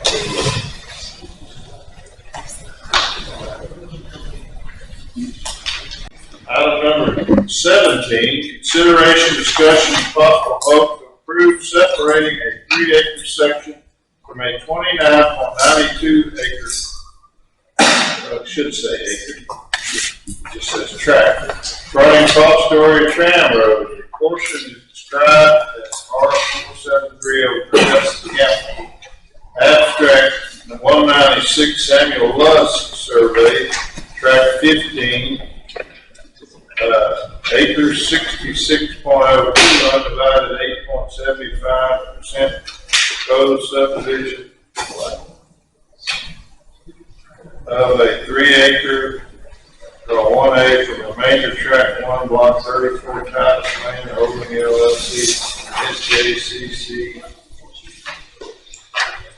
Yeah. It shouldn't have F, though. It should be R, correct? Whatever. 202-33041. This is on this, and it's told here.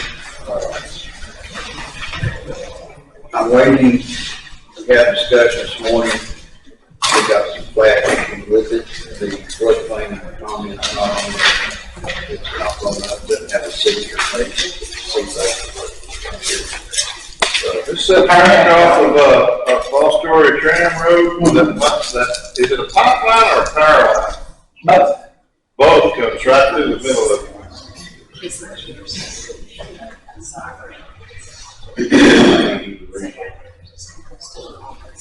I have copies here for the. That's not big enough to read. I know.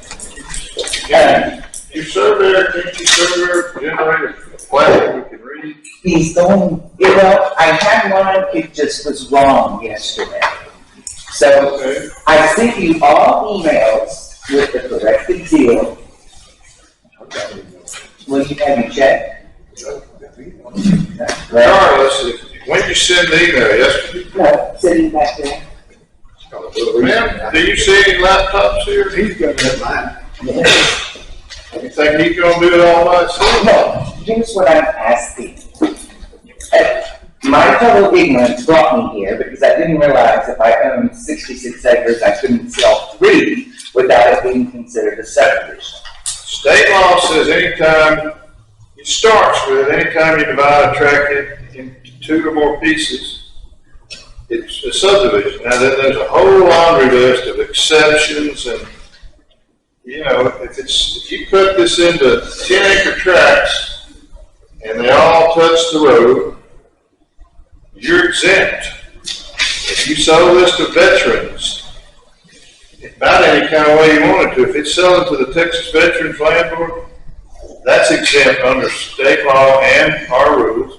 Then why If you is cut it into, if you've got 4 kids, and you want to give each one a tract of land, as long as it touches the road, it's exempt. There's probably 1 or 2 more exemptions. Now this has 225 foot of road frontage. Selling to a neighbor. You just said that all had road frontage, it would be exempt. No, I said if it was 10 acres. Oh, okay, sorry. If you cut a 3-acre tract out, and You're the same thing I told you the other days, and again, even the engineer told you. What? The same exact thing. Well, all we need in order to set the project. And you won't want it this afternoon, Don't I'm have just, it, I'm gonna let him talk. but we don't have it now, is what I'm saying. Because you did the plat, you changed the floodplain stuff, and it was correct. And then yesterday, so we need the signatures on there, gave you the list of signatures. You could add another sheet, didn't see that until this morning. But then you went back and put the old floodplain deal on there, which is no good. So all we need is a completed, correct plat. That's all we're asking. which I won't have this afternoon. Okay. It's pretty small. I don't see any drainage stuff on here either. Usually the court requires drainage. There are little Just can't see it. guidelines for 5 foot drainage. Okay. It's just, you can't see it so small. Now you see what's on, it's gotta be. So once you get that, So I have I to wait have no problem with another 2 on the weeks. next agenda. So next, I'm not gonna do it today. I'm not. Gonna do it. It's not right. thank you. You're welcome.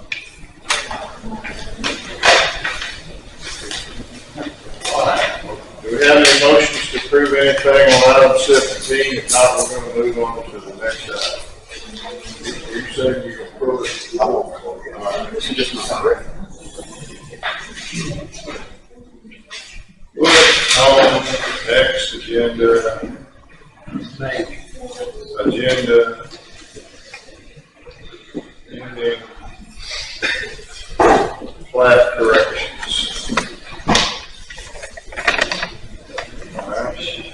Item number 18, consideration, discussion, possible vote to approve the presentation of Capitol Creek subdivision to be located on FM 1725 and preliminary plat for Foxgate Capitol Creek subdivision for route review and possible approval. Good morning, Judge, County Commissioners. My name is Andrew Lang. I'm with BGE. We are the land planner, landscape architect, and engineer. Yes. We're the land planner and landscape architect and civil engineer for this project.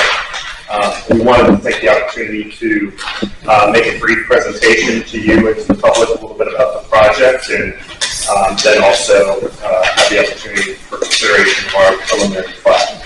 So Capitol Creek Ranch is located on FM 1725. It's about 1,475 acres, just south of Texas 150.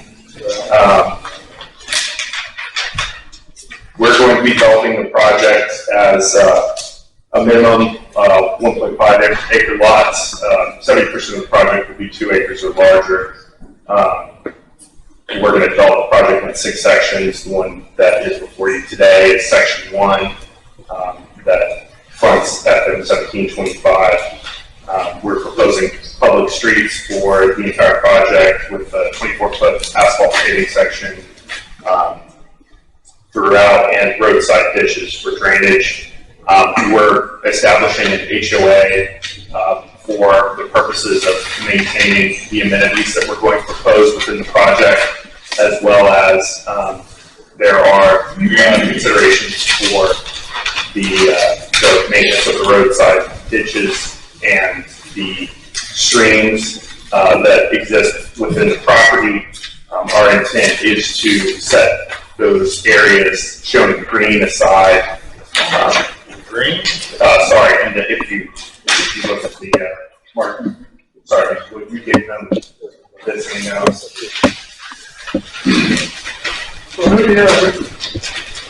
Sorry, so with me today is Darren Pinterest, our civil engineer for the project, and then Mr. Harry Klein, who's our client for the project. He's going to be the developer.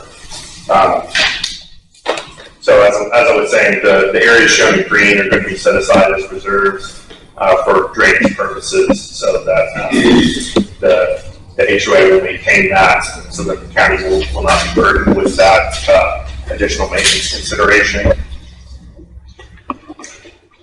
So some of the amenities that we're proposing with the development will include nature preserve along Winters Bayou. We are proposing to establish a conservation easement in that area for the purposes of nature preservation and trails. We're going to also establish some community amenities within the project. We're going to have a park, fish camp, and then trails that will connect to the drainage. Yes. All for that. We'll get to the look and feel of that in just a moment. And then the fish camp will be established at our amenity lakes. We're going to have 2 detention ponds for detention and drainage purposes, but those will also double as amenities, since we will have standing water in them year round. Just a little bit about the character of the community. Our landscape architecture team wanted to pay respect to the property since it's quite beautiful and quite well maintained. And so in keeping with that, they've selected materials that we used for the amenity improvements that are going to be more natural and rustic to match with the character of the land. Just some samples of imagery of the look and feel that we're going for. The name's Capitol Creek, yet the bio, the water stream that fronts is Winters Bayou. Yes. At the main entry, we'll have a boulevard paving section, and we're going to make efforts to preserve the trees that are existing on the property there. In addition, these will not be what you would call production lots, right? A 40 or a 50 or a 60-foot lot by 120. These will be acreage lots.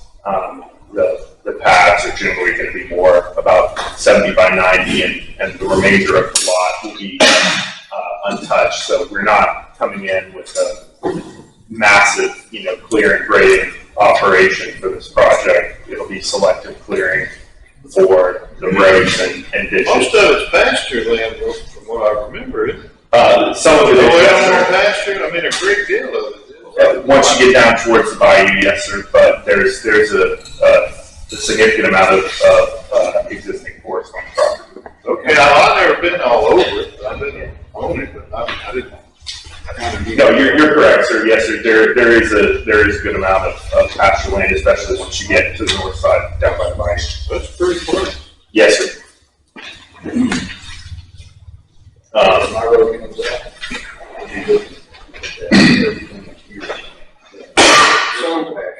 So where is this in relationship to the old propane tank or whatever that's on the side of the road there? And the old entrance that went in there to the old house? Where is this right here in relationship to that? I think they closed on the south half, maybe? The easterly half, it was divided. Easterly, yeah. It was divided between the two brothers, and we've closed on the easterly half, and then next month we'll close on the westerly half. So this is the easterly half that you're talking about? Yes, sir. Yes. I remember. So pasture over there on the west side. Exactly. And this is a huge pasture on that west side. I'm talking about, it's probably 300 acres. There used to be four, this is wooded four, from come out here, they can look right into it. So this is past the propane tank. Going toward, There was some sort of I was told an old cotton gin building there. Yeah. Got trees. Our easterly boundary would be the historic hill house. Yeah. That's our easterly boundary. so it's probably in the woods then. So this plant that I'm looking at here, is this winter's bound on the very edge or? No, sir. I didn't think so, because you got lots growing down there. Right.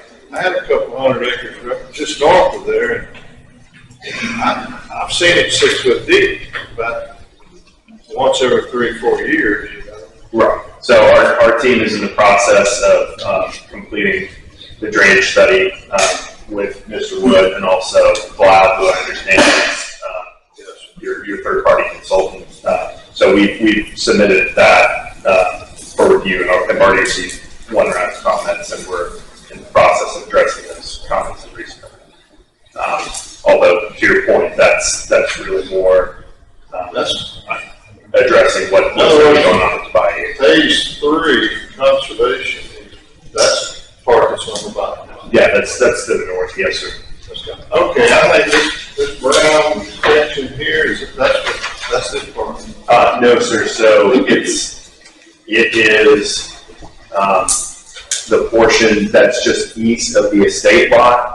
And if you see the heavy black line that splits, that's called phase 1 and phase 2, there's an SF1 label, that's section 1. So we're just developing the first section. Yeah, dirt to dirt, here's the, okay, I'm with you. This thing's bigger than, it's big. Yes, sir. So the first section is just under 200 acres. We have 68 lots in there, and then a handful of reserves that are going to be used not for single-family purposes. Right now, we're proposing to, we're working with CNR Water to supply water for the property. CNR water? Yes, sir. So right now, the project's in its. They gonna drill a well and all that? Not Yes. tied to one time of water or? Yes. Judge, in your package, you may not have received a letter from CNR. They are committing to furnishing water to the entire subdivision. So they already established or they're starting to come in? They're gonna dig a new well. They're probably gonna put an additional well on this facility over there. It's still up in the air exactly what they're gonna do, but they have committed to it. I don't know if this letter got into your package. I emailed it. Or I'm glad to use it. No, you're gonna have to have that letter in your application anyway. I have the application. You have, I don't have that. You do not have the application. Apparently your package is a lacking some information. We have, I got appendix 7, subdivision application. There you go, that's what you need. I don't know whether the tax certificate got in there, but we have that as well. Got a text, it's very good.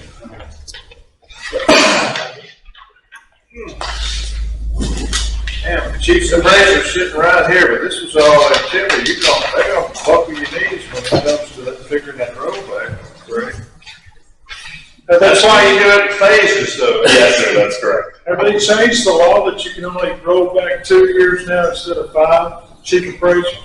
I think I'll have to check on it. Oh, I'll yeah. check with my guy. I was told that. I had never did it. That's still like I would do something. Too, but that's fine. So when I you don't did, think that is fact, though, because that fact, I don't think he's 100% sure. Appraiser don't know it. It changed, I got an egg guy and let him stay in both. I don't want him to come over there and say, well, Commissioner Tuno said I only got to pay 2 years. So within the community park, we're, Not to interrupt, but I also have something in here for CNR water. It's in the packet. thank you, sir. thank you, Judge. So right now, the community park is mainly going to be passive, but, you know, kind of a pavilion. I know you know what you're doing, but I've served on a board, water board for about 12 years, so 150, I think that's in their whatever the initials are, that's in their area, but they have to do a little coordination there. They're probably more than happy to sign off, because they can't supply it anyway. So it's actually Mercy, CCN, the block is who it is. Mercy knows it? And and I spoke to Mr. Baker already, and so we have council working on. I'm sure Mr. Baker runs them both, but pretty sure Mercy can't supply it at 150. They can't, I spoke to him, he said he can't serve, and so, they're willing to let us opt out. And he said, We all know all that. yes, If you didn't know it, I was going to give you my little bit of knowledge of that. Thank you, sir. Go ahead, sir. So, for the community park, we'll plan a pavilion or a pergola, and probably a fire pit and some seating areas. And then, as I mentioned, we're gonna have trail systems that are. Where's the trailer house section going to be? There isn't one. Okay. no, sir. That's good. This is a big plus. It'll be a boost to our tax base and encourage new citizens to come and enjoy the beautiful Jacinto County. I think this is good. And then, like you mentioned, we have a concept for a fish camp on the lake. Probably again, a pavilion or pergola of some kind, and then benches for seating and fishing off of the dock. And we expect that that'll be connected to our trail system as well. We'll probably do one around the lakes, and some more natural trails, dirt or decomposed granite of some kind in the nature preserve, so that everybody in the community can enjoy that. And then plant palette, we're trying to stick to native Texas plants as much as possible. So red oaks, live oaks, crepe myrtles, things along those lines. And with that, that's really all we had. We appreciate your time. Or happy to take any other questions you may have. So I'm guessing the smallest lot's about 1.75 acres, roughly. Yes, sir. The 1.5 acres. I think what I thought was about the smallest. It doesn't really have the acreage on it. 268 by 265. There may be a small, lot one may be smaller, but it's still over 1 acre. Yes, sir. Everything's going to be a minimum of 1.5 acres. 30% of the project will be those 1.5 acre lots. The remainder will be 2 acre and larger lots. So if you said it and I didn't hear it, I apologize, but septic, how are they going to, you putting in a sewer system, or are they gonna put it in on their own lots? No, sir, yeah, there will be septic Roads or on, whatever? yes, there will be septic on each lot. But, water will be, again, we're gonna design the water lines, and CNR will supply it from that plant that we're proposing to construct.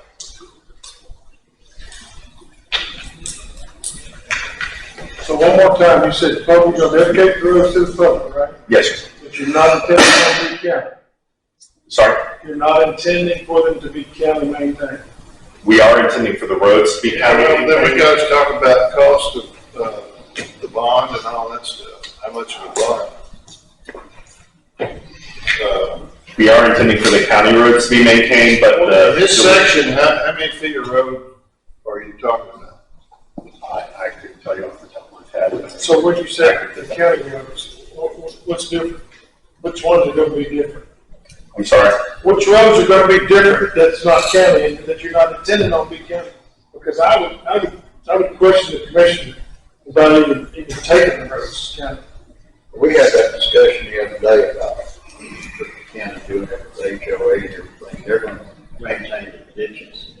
So that you want the county to take. Well, we went down that 98 with trails in. Oh, we're not gonna turn them over to the county and that, Well, we know what we got out there, and that was part of the discussion we even had the other day. you understand that we have specifications, how well you gotta put the road, you know, how much base and how wide.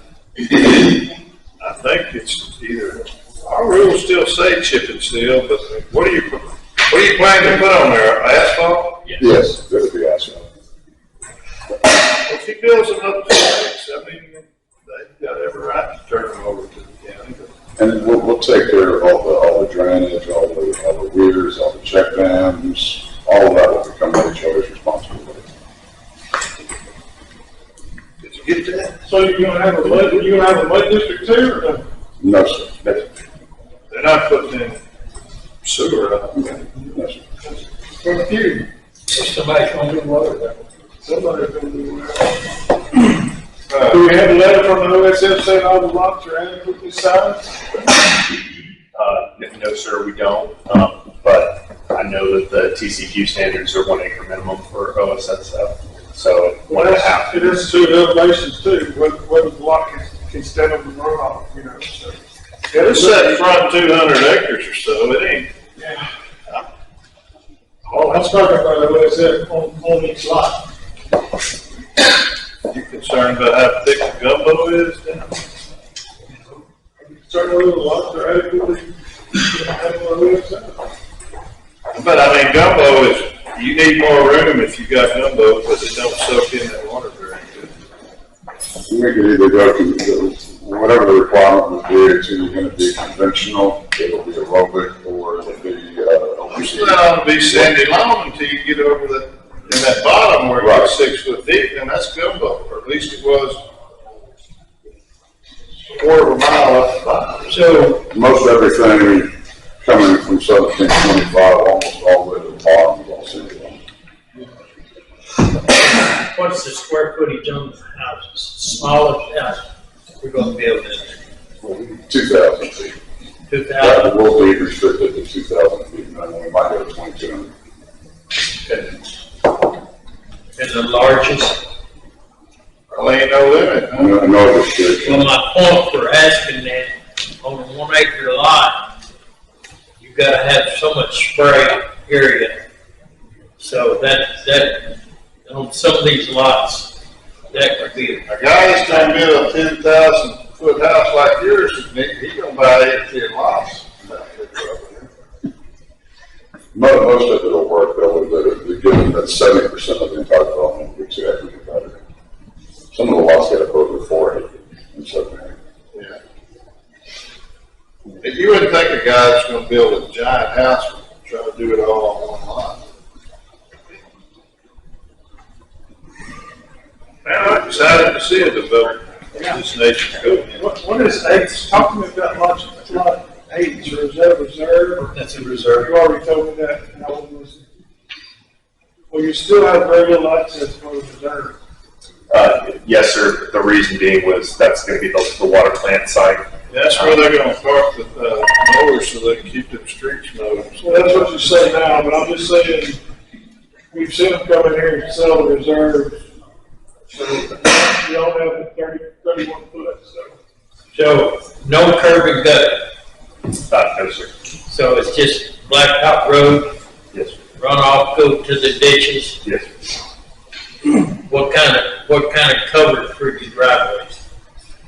Concrete or plastic? Yeah, when we finalize the civil plans, each lot will have its own culvert size. There'll be a list detailing each culvert for each lot. And the developments of the past that we've done, or that I did, I always require RCP and SCTs.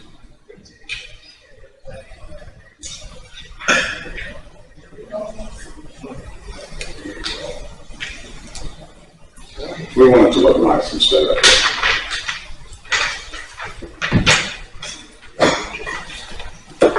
So what's the starting date? Preliminary, Clearing June, June? yes, sir. So I've been under the illusion that the Elmore place was mainly the open pasture, but apparently quite a bit of it is some like wooded stuff, and this is what we're talking about? Yes, sir. Okay. I can talk, but it's quite interesting. You actually have the book from the Elmo going back in the history. I did back to 1854. Yeah. 7th generation. The county was formed in 1870, they got here for. It's an interesting history. It goes all the way back to just Scotland. So it has the coat of arms on the book that I had. Wow. So, real quick, the drainage between the lots. How are you going to manage that? The drainage will pretty much continue to go where it's going today. And so you build a 2,006 square house out in the middle of where it's supposed to go. Right. So what we find is people come in and they develop this section of land, this lot, and they force that water on their neighbor. And then their neighbors call us and we get in the middle of it. So we'd like to see some type of drainage plan between the lots. Where there's something on the plan that just says, hey, there's a 5-foot drainage between these lots. You can't stop it up. You know, it's for what, just what I said, because it's horrible. You can ask anyone, they call us every day. Right. My neighbor's flooding me over here. What are you going to do? And it's simple, but we get drug into it. So if we correct it now, there won't be a problem in the future. I think that's We'll avoid problems. We'll make sure that there's a drainage easement and that you're required to cut swells and not interrupt the flow of anything. So you just want 5 foot on either side? You don't even have to do it. That's what we put on You there. can just say that in the deed, in some kind of a deed restrictions that you have, you know? Same way if you're gonna put a minimum, culvert, it puts in this deed restriction that when you buy this line, you have to put in plastic pipe, corrugated metal, whatever it is, put it in the deed restriction. There's drainage between each lot line. 5 foot, whatever we determine, you can get the engineer to make sure. What happens is after y'all build, after you sell, the landowner, you don't have something in writing, but you can actually physically see, and they can go out there and put it on the ground and see where it's at. Then they're gonna cover them ditches up that drainage is supposed to be.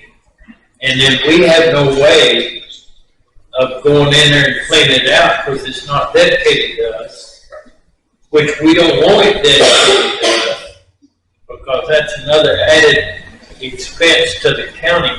But we need a protection plan of something in place to say, if we've got a drainage easement coming between these houses, 5 foot on each side of the property, those are not to be built on, roads on, any disruption.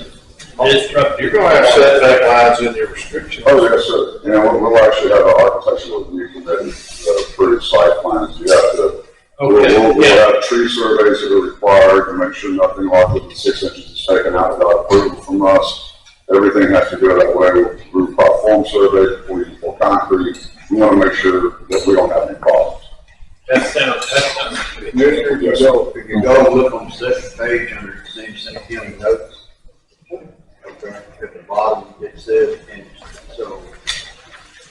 under drainage easement notes, there's all easements shown here, so there's just construction operation maintenance, drainage facilities.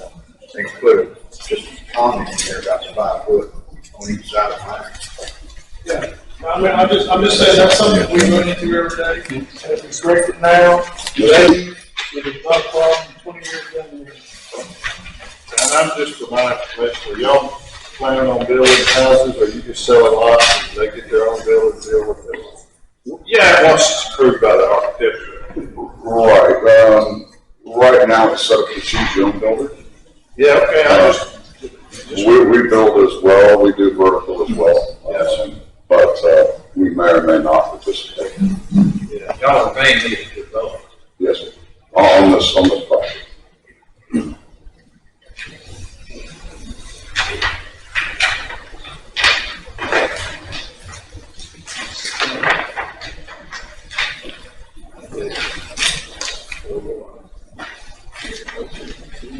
I'll make a motion to approve. The only thing I got a motion and a second, but we gotta figure out. The rules require that there's some sort of a bond or letter of credit put up. If you get out here and sell half a dozen lots and the roads never get finished, then he's gotta try to answer all these questions from all these people. They said they was gonna put the road in, as there was.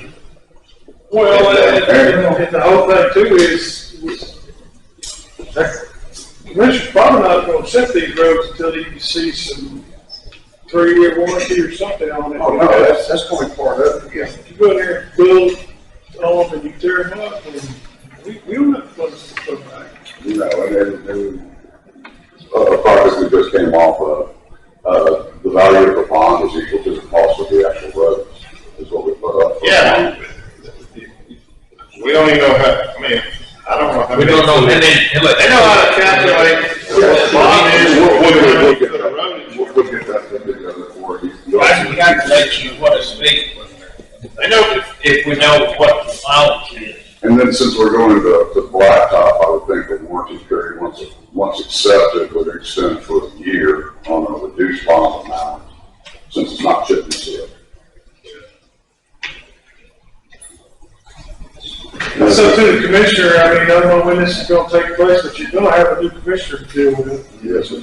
And I talked about him, but he's not running, so. You still have the rules that they have to get approved through me. We're happy to work on the bond with.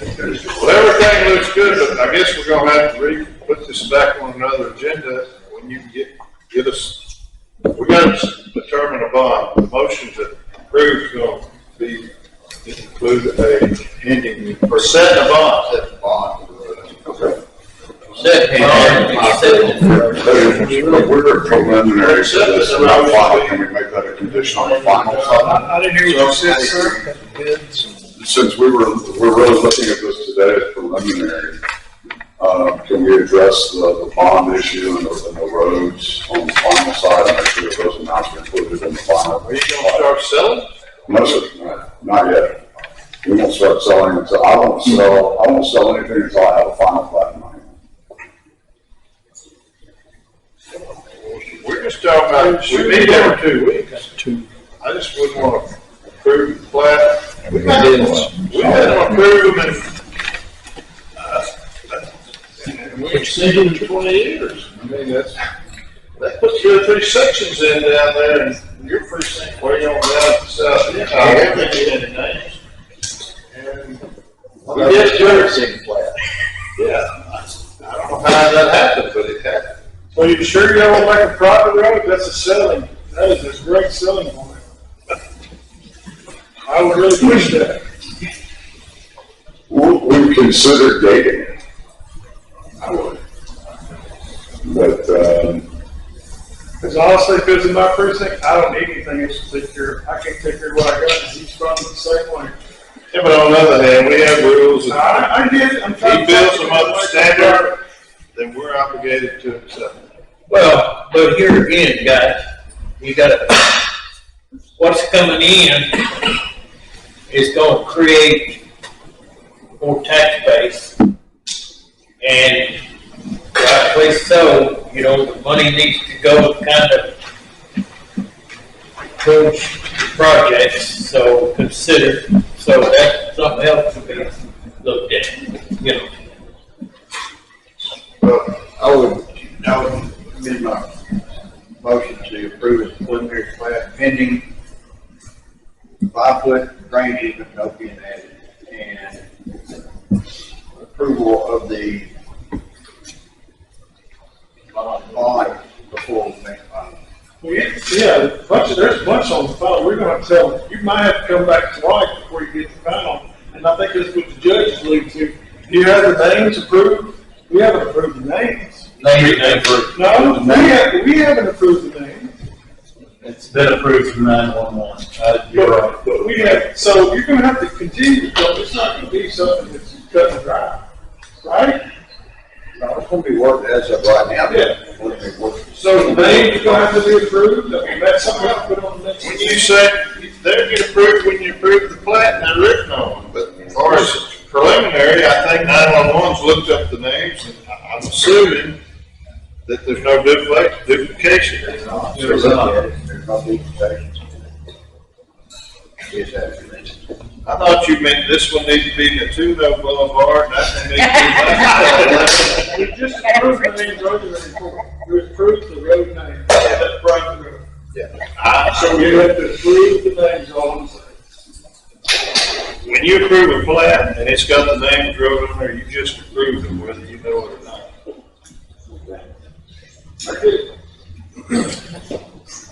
Yes, again, we're just asking for the preliminary approval today, so that we can ensure that we address most of the issues and proceed with our civil plans and proceed with the drainage impact analysis and completing that part of the process, and we will be back with a final plat to address the rest of the concerns. I mean, as far as what we do, we put a 5-foot drainage easement around the edges. Don't have any regard for where the water's actually going. We hadn't been out there and looked, but it's better to have someplace to run the water. Where else would you put it? Where it would work, then yeah, you put a ditch there. When it's straight uphill, you ain't no ditch. Or swell or something. I reinstate the motion to add the 5-foot drainage and, accept this as preliminary plat, set the road on the road. All right, you hadn't calculated how much road footage, so we can. No, sir, I have not calculated that. It's too busy down there getting your car work. I didn't even think about the bond on the deal. I'm more worried about that. As far as the easements, 5-foot easement is in the county rules, and they will have it in there before they have anything else. So, you know, that's to me a duplication. But yes, I've been through the rules. They have applied themselves to this layout in 100% accordance to the rules of the county.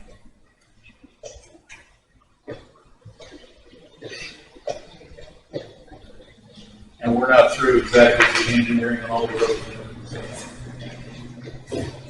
I have a motion by Commissioner Brandon, second by Commissioner McEnroe. To approve the preliminary plat pending the 5-foot drainage easement in our rules and. What does that mean though? When we say pending, I mean, it's approved, but we still have to set what the bond is. How long will it take y'all to give us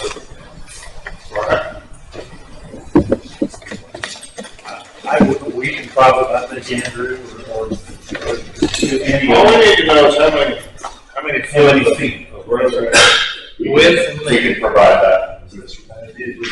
That's not. You know, if you got an estimate from whoever's gonna build it on what it's gonna cost, that's about what we're gonna set the bond at. If you can convince us that's lower than what they think, we probably won't be cutting corners.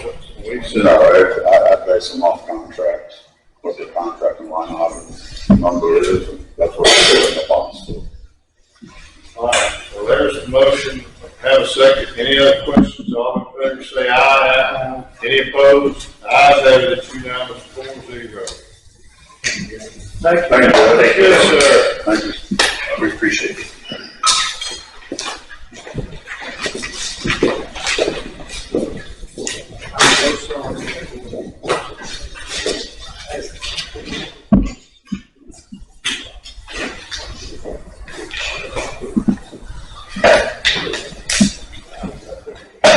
Oh, you got up on that one, did you? You gotta go get their name and number. There you go. We don't play around here, we put the praise. I've been waiting for you. Reappraise them real quick. I guess it's taking them right now. Huh? Takes you right now, you can roll them back.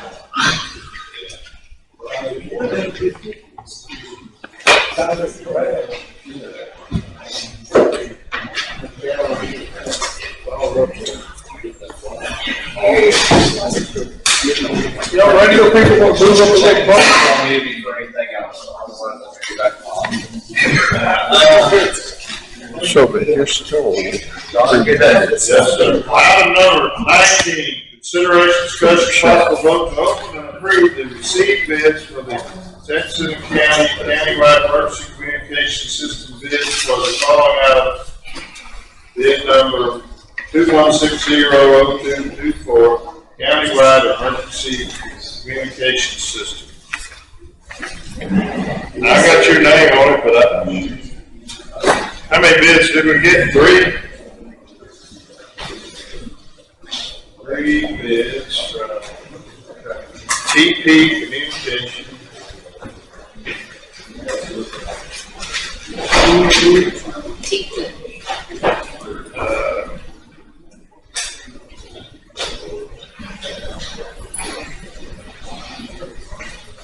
L3 Harris Technologies.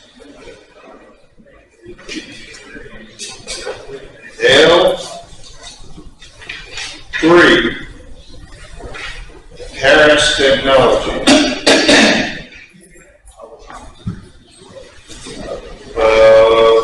Lynchburg, Virginia. Cruise, we put it out there for all the world to see. And there's one more here from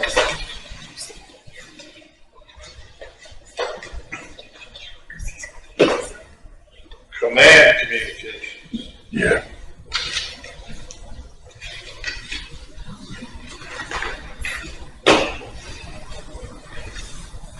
That's what the guy is back here. Jimmy. Okay. Yeah.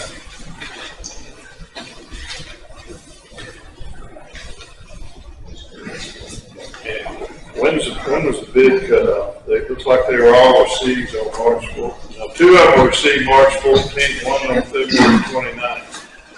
We extended the bid because we didn't get very many and we had a lot of questions. And it was a holiday that we didn't realize for the original bid opening. What do you mean we extended the bid? We asked and sent a thing out to all of y'all to see if we could extend the bid out. I don't remember anything about that. I have the email.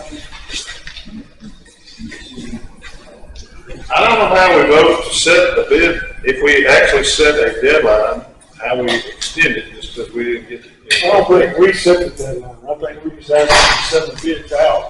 And when they had complications, they would call us and said, hey, what's the deal? People are not bidding, can you extend it? We said, yeah, just a week, couple of that days. ain't how you do business, I mean.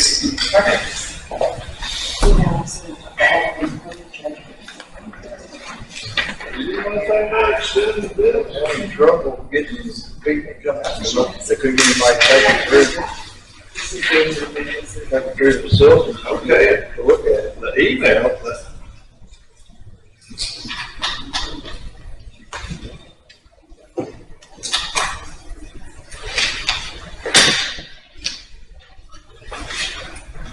Well, Waterwood, you're okay with going in and buying an 800 system, right? Is that what I understand?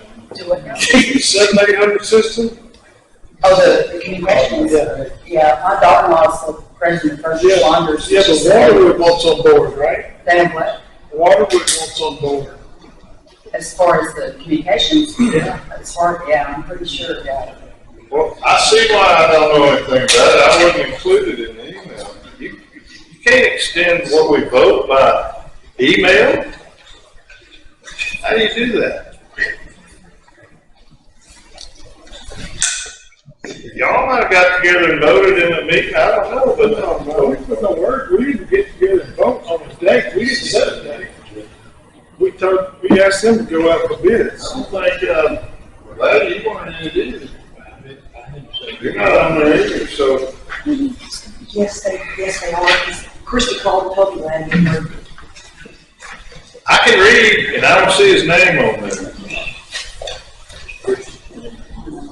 I didn't look at it. Precinct 1, Mackinac. Let me see that. I'm looking up at the top. Oh, no. And then Judge. Well, this is when you send me email? No. This From- is sent to these, Okay, I see Clark. That's you? that is somebody that, Is there another? yeah, it's this. This right here? Well, I'm on that one. I see that. 23rd. It had something to do with that Friday meeting on that. We just accept whatever's accepted and stand it. Where's the bid? Where's the thing where we put out? Right here. Okay. Bid deadline is March 1st. That's what that means. It don't mean we can extend it. I don't care who sent who an email. How do you, it don't say we put this out to the public, to turn in bids. Deadline's March 1st, unless we decide to change it by email, then we'll I'm missing something.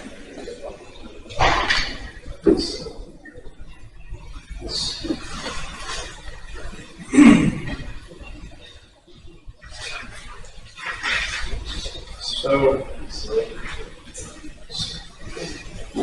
this bid's late. This bid's late. This bid's not late.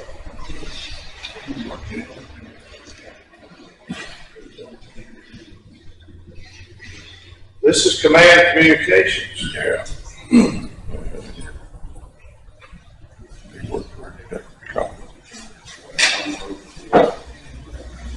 It says to open and approve this. That's okay.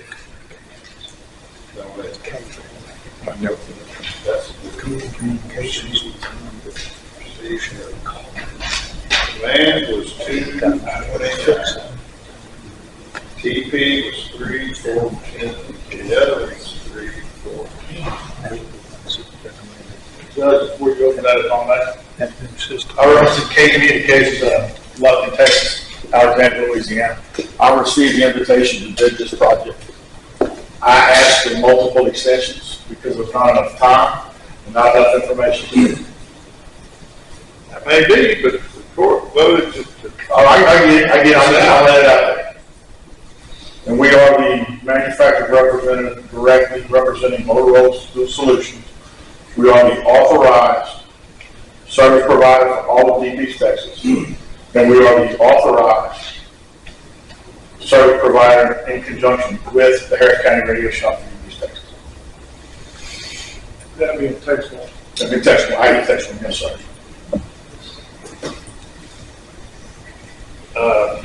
And I think the debt, are you familiar with the debt card money that the counties? I've been working with the DECOG now for 5 years on this project. I understand, and that's to get on the text warrant system. Yes. Correct? Yes, sir. Money that they're going to spend here in this county as part of the regional 7 county, I think just the 7 counties that were affected by Harvey were in this money that they're going to divvy up. They got another pool of money they got somewhere else, and they've already spent tons of money in Nacogdoches and Angelina, but not out of this fund. But regardless, we voted and we put out this notice, and we sent it out to everybody.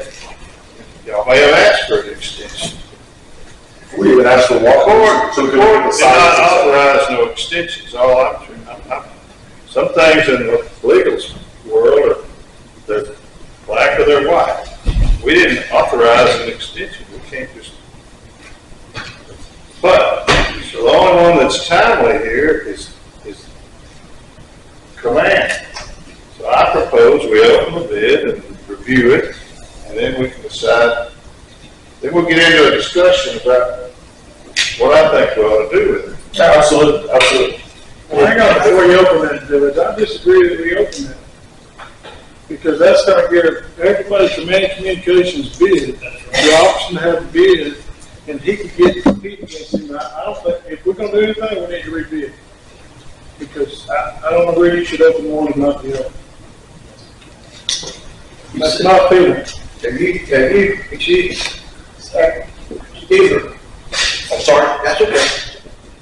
You say you tried to get somebody to take, who you Whoever emailed me from the county, I responded. We asked for 2 walkthroughs. We asked if there was an RF study done in current town, but there was civil work done in town. Nothing was done, we were approached about an emergency situation, and we voted to go out for bids without any of that. And we did. I don't know how you can reject a bid until you open it.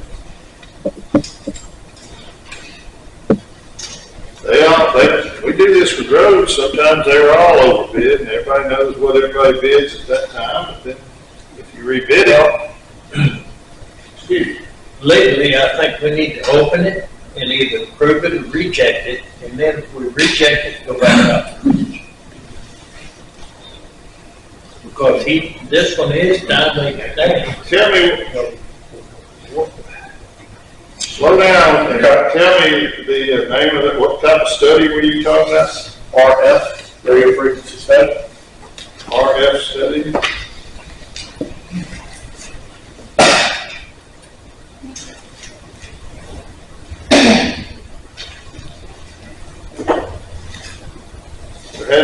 That card hadn't got to that point? But we have a preliminary map currently,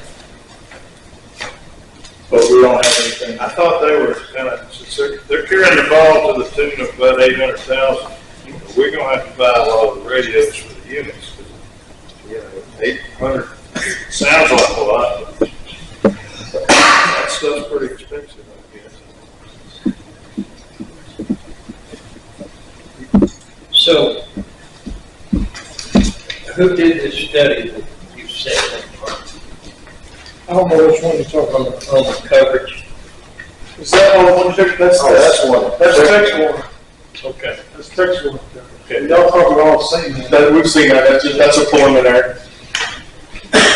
Well, no, this is just the counties, The county's in the counties county. that have 800, 700. Okay. So it's not a study. So the debt card, I'm Dale with, K-Ray out of Alexandria. But we've also got an office here in, Lufkin. But, so we're gonna provide a map to debt card.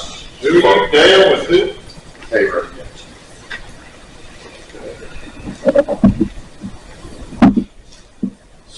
So Motorola will provide a map to the debt card on where to spend the money they've got in that affected area.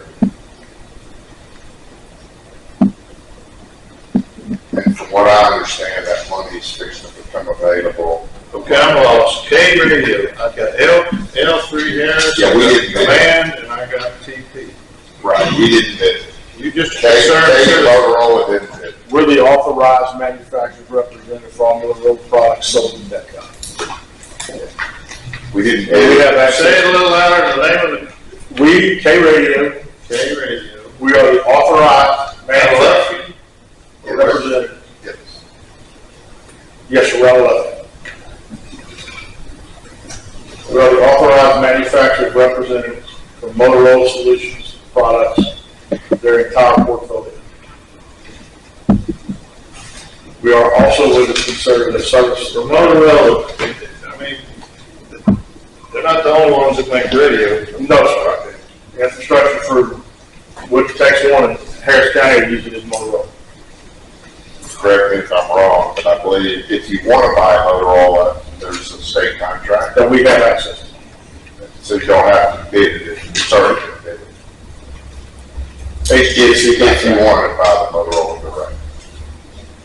Yeah, it's kind of like a buy board situation. But it's just HVAC contract, yes. But Well, I say, this thing got put up for bids, because we had a big crowd, and there was representatives, a big emergency, and we couldn't communicate, yada, yada. So there was a spec sheet given, and we put it out there, and then we had a chance to regroup and check things out, and talk to this one and that one, talk to Dead Plug and Mike Claude, and whoever else we talk to Brother McCoppin, he knows a little bit about radios. Anyway,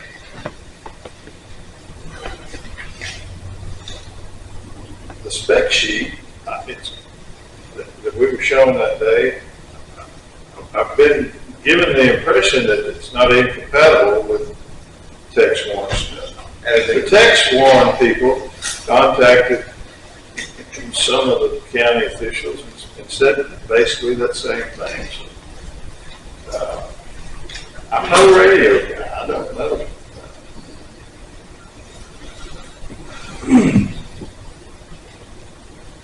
So we're here to open, two of them are late.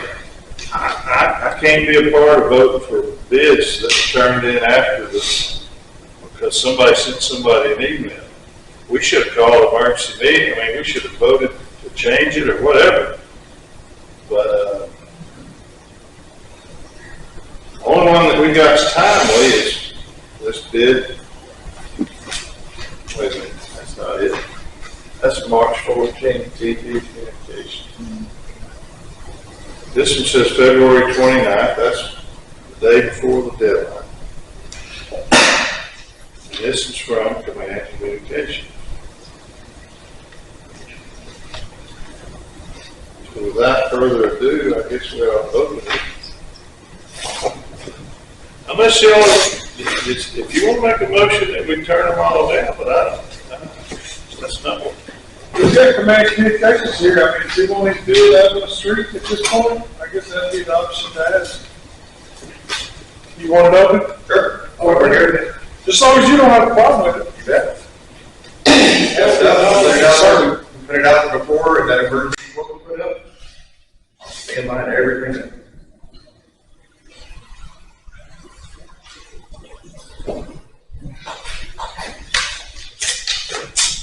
Everything. They have been. They have been here. So they're the only ones that inspected. Kevin Brooks, are you Kevin? That's me.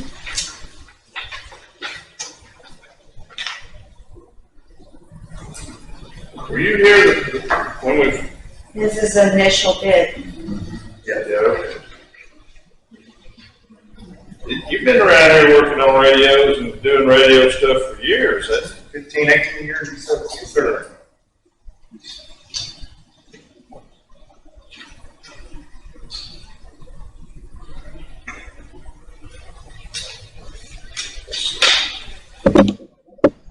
says primary.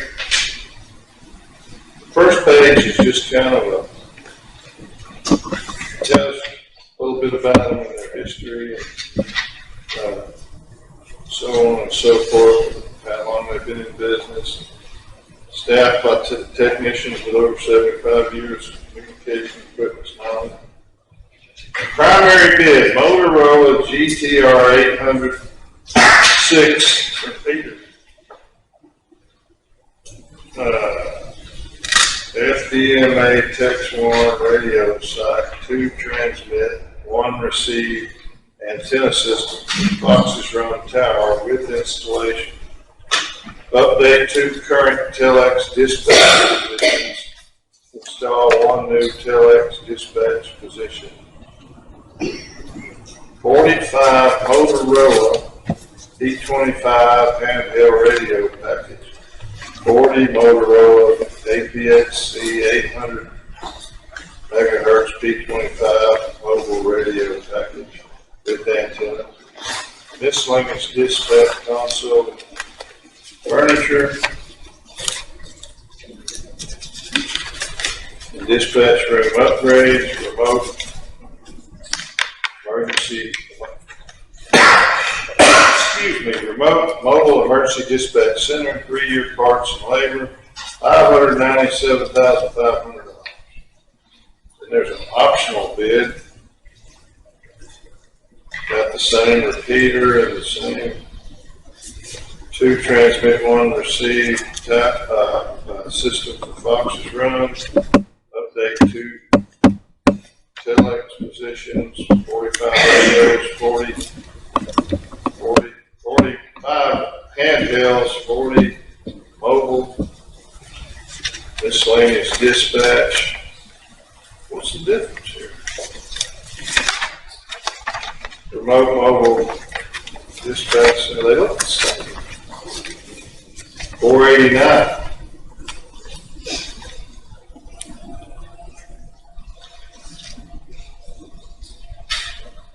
It's like the same.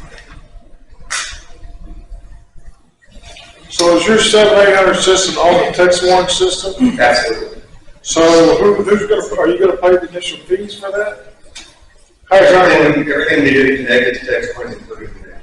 Okay. This is not our first rodeo. We've done this before. I can't tell the difference between the primary bid and the other one. One's about 108,000 different, but they look like the same specs. The mobile and the handheld radios are different in the 2 bids. One's a little less expensive. Ah, see, the first bid is APX7, and the optional bid is XTS7. Yes, XDS and XCL. So the XDS and the XCL version of radios are what, like, Madison County just did the exact same thing that y'all are doing here. They're using the But not XDS. the radio I don't know the radio lingo, but they say it's, you take it, you can use it for 800 or you can use it for VHF. They do, yes. All radios that you're talking about are just the ones in the primary? Neither of these are multi-band radios. Neither of these work on the text one system. So once, like we talked about last time, is San Jacinto County as a whole in the middle of the text one system right now. We're basically a big donut hole in the system. You're surrounded on all sides by Slow down with it. What, do what now? We're in the big donut hole? You're in a big donut hole around from the text one system. So every county around you is on the text one system or has a text one site. So putting the site in San Jacinto County fills that donut hole. And everything. I'm not the next guy, but the doctor said I can't eat him anyway, so I don't know. Did you just say everybody's using the text warning system? Nobody around us is using the VHF? Whole county is in the same situation you're in, and they just installed their site about 6 months ago, so they're in the part of transitioning, and everybody around you, yes, then will be on the text warning system. Yes, sir. The only other person that's not on the text warning system is the city of Cleveland right now, because the coverage in their county is not up to par for them to use it in city limits, but your site will help them actually transition to the text warning system as well. Remember, this is a multi-agency, multi-jurisdictional, interoperable system that when multiple pieces get added to the system, the greater the whole is. So your site will help other people, other people's site help yours, your county and coverage and all that. Greater the whole or smaller the whole? Right. Well, your site will make the whole, the coverage better, which like that. You were here, you remember, there was a huge crowd, it's emergency, we gotta do something right now. Man, we went on for an hour, I guess. Then we finally said, well, let's go out for bids and see what we get. But I'm sure I mentioned then, and I've mentioned since, we know that DETCOG they've got at least 800,000 designated, and they got a plan for regional intercommunication. They're going to try to do something that enhances this. The money has to be spent on the 7 counties in the DETCOG region that were affected by Harvey. and my clause says the money's coming. I guess what I'm trying to say is, we don't even have, we're trying to take Chief King's raise money and use it to spend on radios, but we don't want to be buying anything that Mike Claude is going, and Depcog is going to buy us, because that makes sense, right? Sure, they could say this for 5 years, but they still can't get any kind of commitments. And, We only approved, about a year ago, did we approved the taking of the $55 million out of the regional award and let Depcog use it for interoperability and broadband. So, yeah, they've been talking about it a long time, and that's how they funded Angelina and Nacogdoches. They had another pot of money they were using. And, that's the way it goes. Sometimes the big guys get theirs, and then we get what's left. This is another source of revenue, so this hasn't been flopping around for 5 years. But yeah, you're right. They've been saying they're going to do something. But I was on the committee that voted to set up to give Depcog the $50 million and let them divide it amongst the county. So I know the money's there. So I think the last thing we talked about, one of the biggest things, if you let Depcog become your part of the system owner, is St. Jacinto County will lose control of your system being an infrastructure owner. that's not. I'm talking to them about that. They're obviously going to say they're going to charge you a monthly fee to use their system. I asked them about that. That's not what they told me. What we probably should do is review somebody that's a radio guy, look over this and see if it's going to work. We don't want to buy something that don't work with whatever Depcog's going to do. We don't want to duplicate efforts, or we don't want them to say, well, you've already got this, this, and this. We're not going to go spend it in Polk County. Are you proposing we become our own provider? No, you'll be what's called an infrastructure owner on the Tex One system. And that costs too. How much does that cost per radio? Nothing. That's what you determine in your own county. When you are the infrastructure owner. We have to pay tax for it, right? That is not correct. When you become part of the Tex One system and you become an infrastructure owner and you provide the stuff, the equipment to the system. You use the stuff that's in kind of work, but you're actually paying for it anymore. Well, you pay for it. And so you're exactly, your county will become exactly like Waller. Waller County purchased one single site and gave that site to the greater of the Tex One system, as let them put them on the system, connected to the system like all the other sites are. You are then responsible for the maintenance of your site, and you can roam off your site onto other people's sites, and some other people from Harris County, Montgomery County, Arkansas will roam onto your site. You can set your own rules of what kind of radios are on your system, the technology of the radios on your system, and if you're going to charge your users of your county a fee, if you want to call it that, to maintain the radio system. Waller County puts up $20,000 a year to maintain their radio system for the entire county. Is what their contract is. So if you go to Depcog, let's talk about like the VDCog. VDCog put the radio system in themselves and then charges every radio on the system a user fee. That Grimes County, Brazos County, Burleson County, Washington County pays that per radio fee to Depcog to maintain their system, you want to call it that. So if the county decides that they're going to maintain. Well, regardless how you do it, somebody, either we do it ourselves and we put $20,000 over here, or we pay radio fees to Depcog. Somebody's got to put a little money back to keep the dang thing going, or we'll end up with what we got now. Right, and that's why 3 years worth of that put into this business. Yes. So 3 years. the maintenance of the radio system. So, but did y'all do some sort of a RF study to determine what we needed? Yeah, we've done the study. We've done the Foxes Run site. We've seen what Depcog's done. We've seen what Tex One's predicted, all that kind of fun stuff. Again, study is a computer model based on power height, the size of the cable, the transmitter power, the receive power of radios coming in, the topology of your county, the trees with leads on them, the trees without leads on them, all that kind of fun stuff. And Foxes Run is very big tower over there close to Shepherd down there. I don't know. 2,000 feet. Remember, we were on that, 2,000 we were on that. The last time we did the renovation to the VHF system, 8 years ago, we were I on it. remember back then, and their Cold Springs is maybe 400 foot above sea level. That's 2,000 feet. no. Shepherd, Texas is more like 200 feet, Right. 250. FCC wouldn't let us go up. If we could have went to the top of the tower or halfway up or The license I got was. got over the pine trees, but they stopped us a couple hundred, 200 or 300 feet. No, we got the license that's currently on, the sheriff's department license, the fire But I'm license. talking about several years ago, they restricted us severely, and it's like, well, we can't get over the pine trees at that rate. You remember such a thing? You bet. I understand now that we could go higher, but You can, on the VHS system, that might be advantageous, but on the 7800 megahertz system, with all the different towers, kind of like cell sites. Basically, the text learning system is a smaller version of a cellular system, if you want to call it that. So when you put multiple towers up, you're looking for in-building coverage and close-down coverage rather than long coverage, from the miles and miles.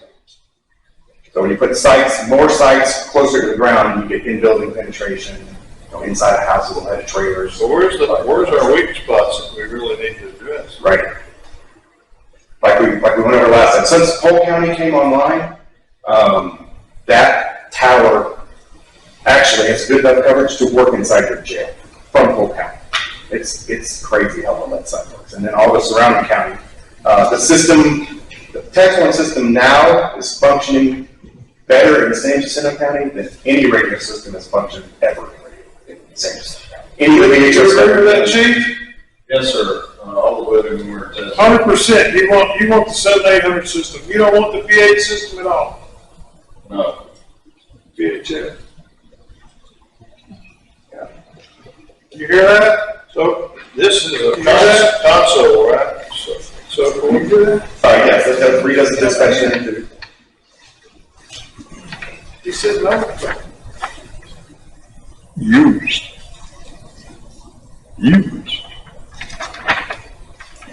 We've done projects like this all Well, the I time. think Encar was supposed to be providing us the consoles, and yeah, I don't wanna wait forever, but I'm telling you, the money, or at least, So I'll give you a rough guesstimate. I think I pulled the PIA of some stuff that they actually presented. I think if you went on HKC and tried to purchase just the radio consoles, just the tower site, and then the radios would be somewhere like $2.5 to $3 million each.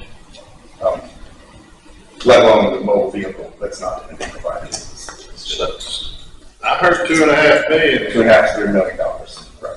If we did. If you decided to throw this bit out and went to HDC and bought the Text One site, bought 3 consoles to go in the dispatch center, and then bought all the radios just for the sheriff's department, would be somewhere like $2.5 to $3 million.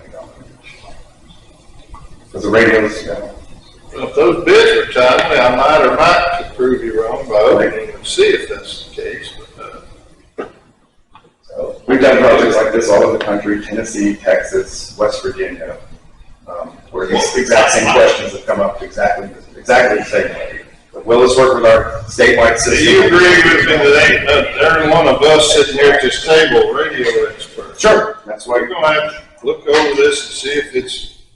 Is that all new radios? It's all new stuff? these are pre-owned with the 3-year warranty. These are, so they're used radios? You bet. Have they got used on there, Judge? Yeah. Just refurbished, probably, huh? Well, the actual bid, was newer use. That's actual terminology. Yeah, because we priced It says for set some our reason, bid off of what you submitted last time. Correct. We didn't know what we were trying to buy. I think we basically used what some of your language, and it put newer refurbished on it. That's right. Oh, well, we ought to never do that. We ought to never. We were under pressure, I suppose. We had nothing else, and we knew that all we were doing was going out for bid. So that mean we're gonna accept it, but you're right. So you didn't price to do it all? No. Nothing, the console, or the hand? The new consoles use, yeah. The refurbishing of the current consoles, that's using some of the equipment that's already there and then reusing some of the equipment that's there and the new consoles. There's one new console there. One new console. And how much is it?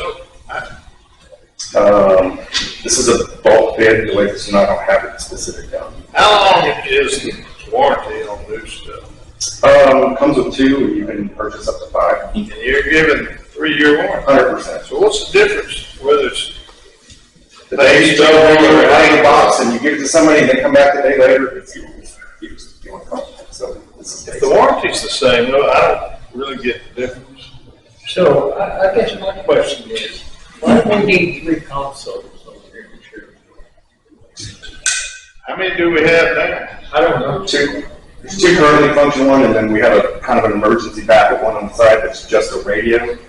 So day-to-day operation, the 2 is great, but when storms come in, when disasters happen, that 3rd position, I think, is what they were getting to have another person there to work the incident, the big incident like the explosion, the manhunt, all that kind of fun stuff, while the other 2 consoles are doing the normal day-to-day stuff. So that's So what all consists of?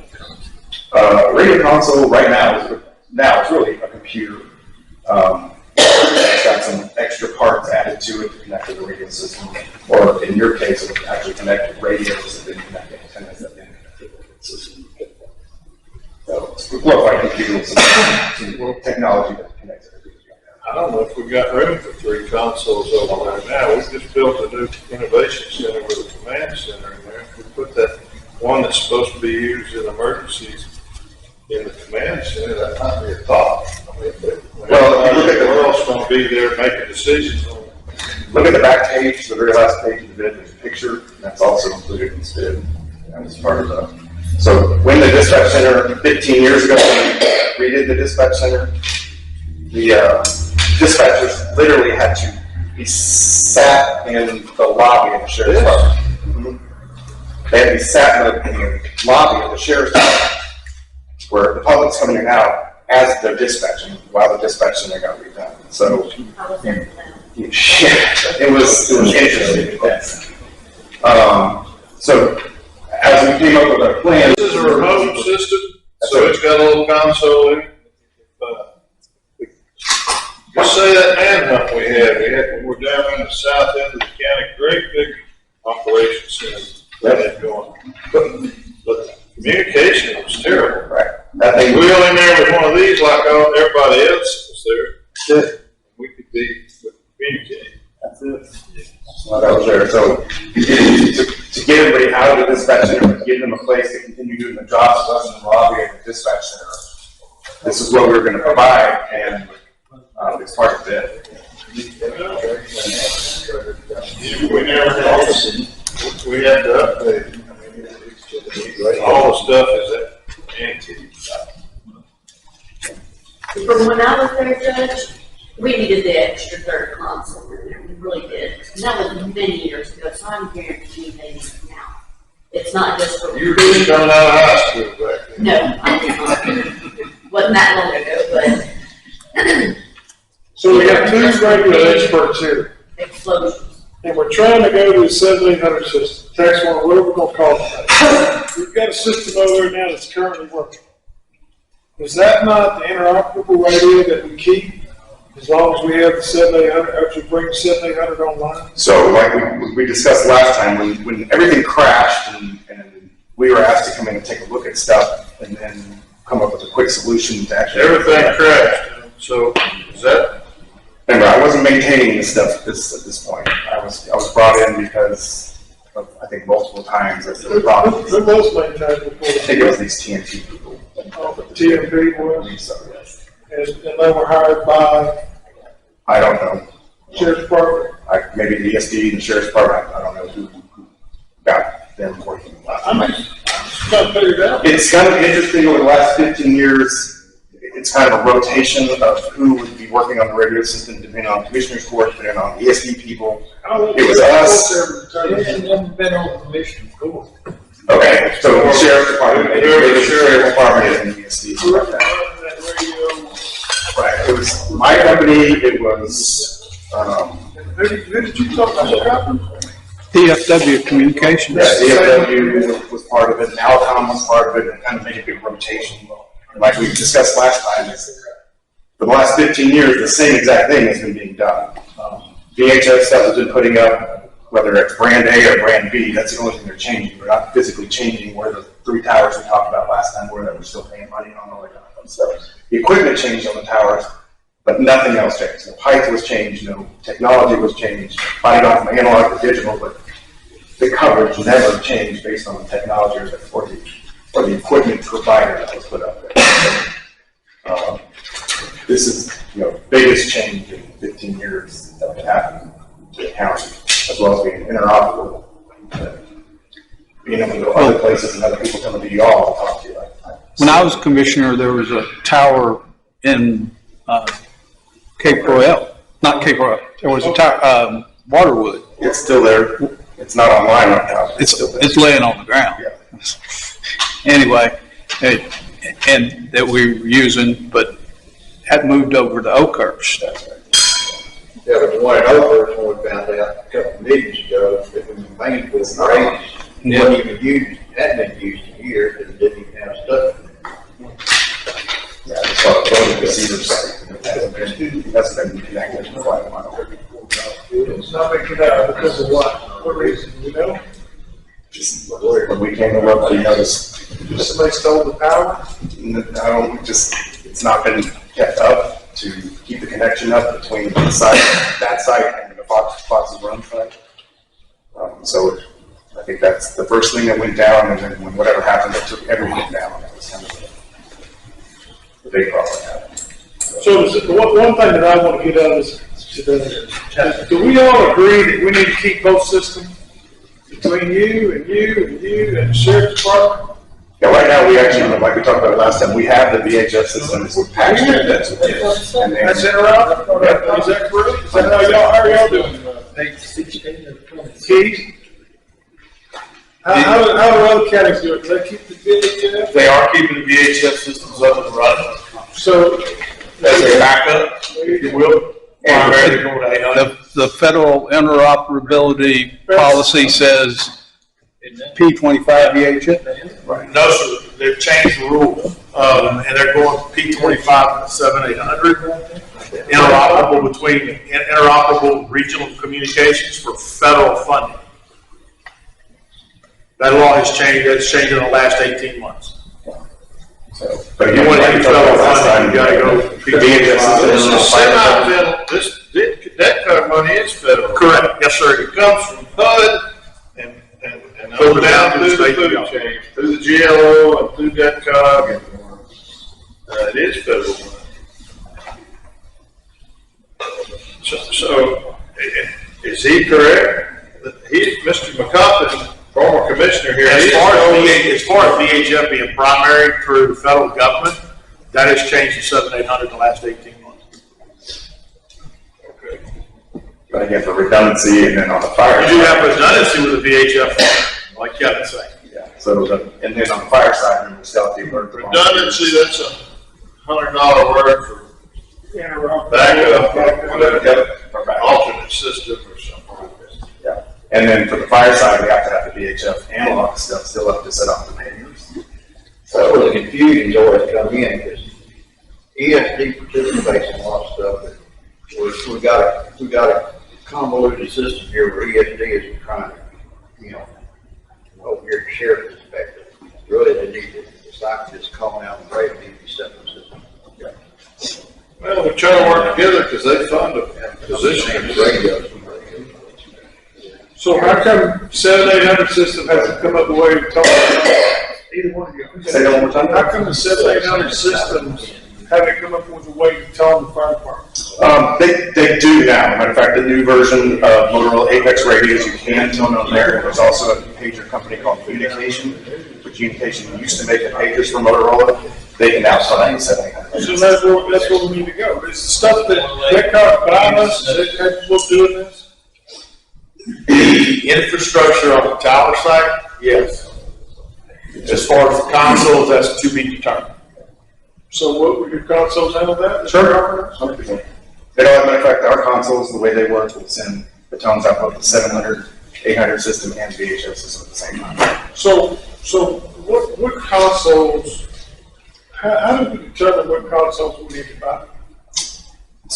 Preference, just like buying a Ford or a Chevy. There's Technical terms. technical terms are all going to do the same thing. P2, P25, 7800 console that has what features? All the features you need to do the fire side, all the features you need to do the law enforcement side. That's the only thing we need to put in the video. As long as it doesn't tone out. You can get extremely specific. Okay, I got a question. So I think I asked you a little bit earlier, were any of these radios dual purpose or whatever the radio? No, those are probably 3 times the amount of it. And you said that. Correct. These are all 700 records. Okay, so I hear everybody talking about needing to keep the VHF up with redundancy, but if you ain't got a radio that'll do both. I said, the fire channel uses VHF. That's the problem. You gotta do a band radio, 7,800. are you walking around with one radio on one hip and one on the other? No, it's just when somebody talks on the VHF radio, they're talking the 800 system. When somebody talks on the 800 system, they'll be talking the VHF. If there, were your radios that you got in your bed, did they? The radio is the radio system, though. It automatically cross-patches. The guy that's out there getting shot at, if he calls on one, if he had, that radio won't reach either system, right? Right, just like, so these radios are the exact same range Montgomery County has. I don't care about that. I've been told that we ought to really think about getting the dual band radios, that's all. It's just more money. It's triple the money.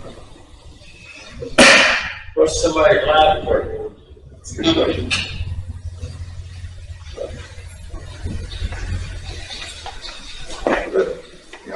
When you transition. So y'all did your own radio frequency study. You know, you didn't rely on what somebody else said. We ran Putting it in. You did your own study and then you came up with this proposal. Absolutely. I don't know who gave me this study, but I've got a study in there, textbook. Here's the stuff. That must have been in that email you got. Textbook was a meeting we had at Cook. See, I want that to be. the big giant white spot that's saying Jacinto Yeah, County. no, I get it. If I was a salesman and I was trying to sell City County gas, no disrespect, that's what my map would say too. And again, like we talked about with debt cog is more than likely, I mean, they could put another site down way south, you know, when the topology goes down by the way. We're in the southern part of that car. They're not going, that car won't be putting that. Or up north or wherever, but, you know, single site putting in here in Cold Spring and Fox and Run, you know, covers that big giant wide area tremendously, as well as I don't think that map has Polk County on it yet, does it? Yes, they're It all does, directed well. I don't think it does. Yeah, they're covered in, they've got a tower site right there. Okay, that might be on it. Yeah, that was before, I think they're putting in the court house. They got a tower in Groveland, they got a tower in Livingston, they got one in Moss Hill. Moss Hills, Liberty, County. and then there's a new site about to come online in the northeast part of Yeah, Whitney. that's not on here. Yeah, that's not on there as well.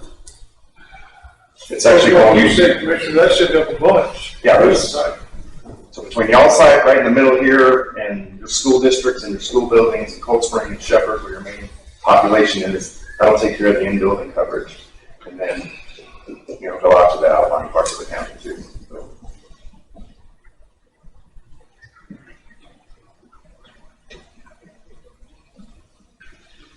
Well, all these people that said this and said that, none of them are here.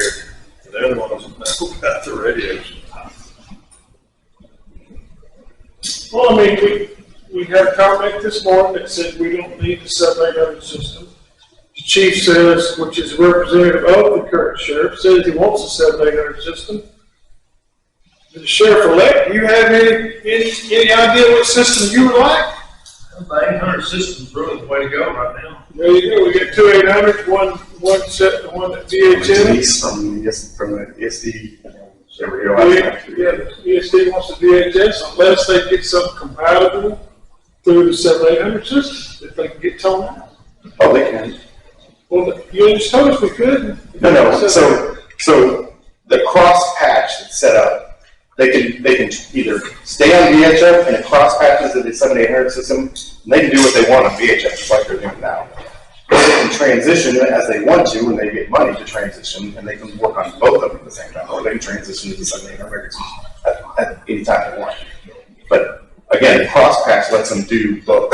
And that's the dual man radio. Dual man cross patch system. So you'll be working on both systems. So let's say the sheriff's department buys only 7800 radios. I don't think that's gonna happen. I think we're gonna keep the old system. Right. If you ask me today, we're gonna keep the old system, 100%. start migrating towards 700 system. What if you bought dual band radios, then you can keep those systems? I agree. You can. You handle the dual band radios? Say again? You handle the dual? Absolutely. It just wasn't. It almost sounds like we got off, jumped out of the chute before we had our chute places tied. I believe so. We're still got off the bid though, dual band radios. Well, technically, no, are you approved then? Sure. So whatever you do. To, Bible, you approved then? I think what we're on is SSDI on. Byboard or HGAG or whoever, there's a lot of the fine cooperatives out there. Sure. My company is very different than most communications company. I sell fire trucks, I sell command vehicles, I sell mobile command vehicles, I sell pre-owned equipment. I sell a whole lot of equipment straight back to Motorola for the projects that they work on, because some of the things that they need with service contracts, they don't stop anymore.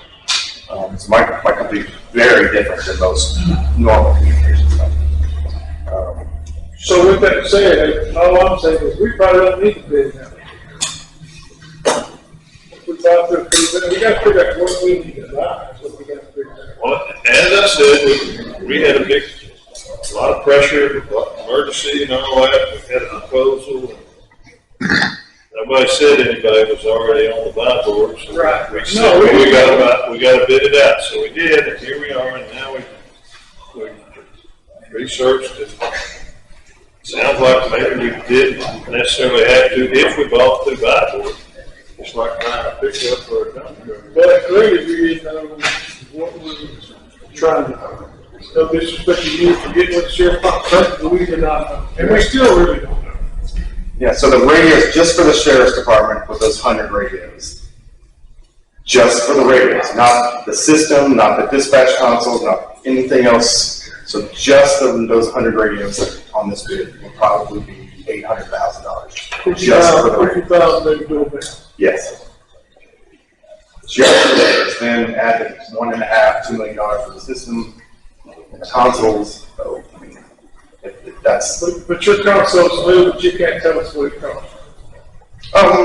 It's about $75,000. Yeah. $75,000 per console. Yeah. That's. And the portable one is also new, or is it refurbished? Portable. Console. The one that goes inside the command center? Did he show you? No, we haven't seen that, but you said you had a picture of one that's portable. Oh, no, it's an entire RV. It's a mobile command center. It's a RV with a radio. Well, we got a trailer over there. You got a 10-foot command center. Yeah, He tried to redo it with his surplus budget 2 or 3 years ago, and he got shut down, so he ain't got nothing in there that works. Well, we already know that. I'm saying when you add the radio, that should be added, just add down the video. That's what we got to do. The place is still there. It didn't go away.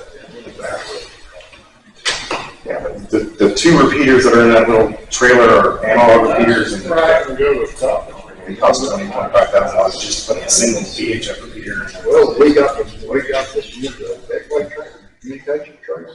That's exactly what Polk County got from their 2003.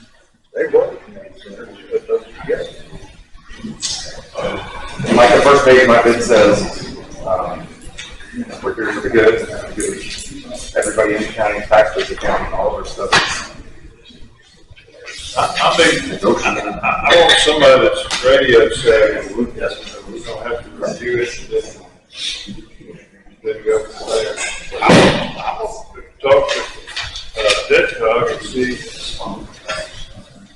just what proposed stuff that they're going to get for us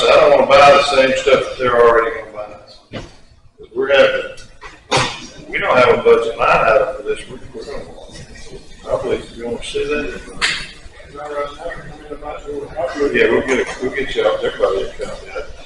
Just open. So,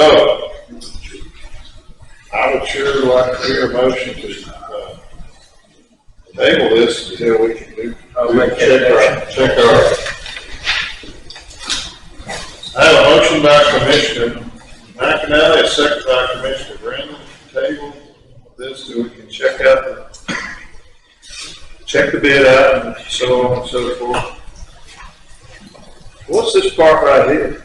That's the actual site that goes here to Fox, and that's the equipment that goes. Oh.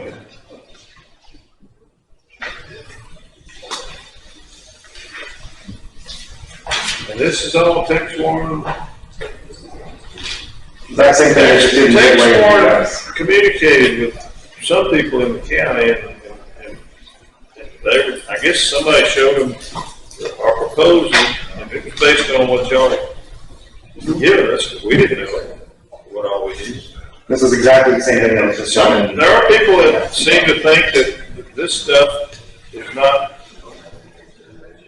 This is not going to fit into the text warning. This is an identical thing you buy from him right here.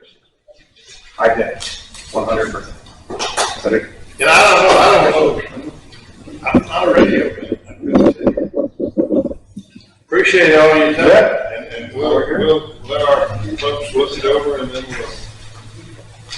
we'll go from there. I sure hate to go in debt and spend all this money, and debt cards say, well, since y'all did that, we're gonna take that money and give it to Polk County.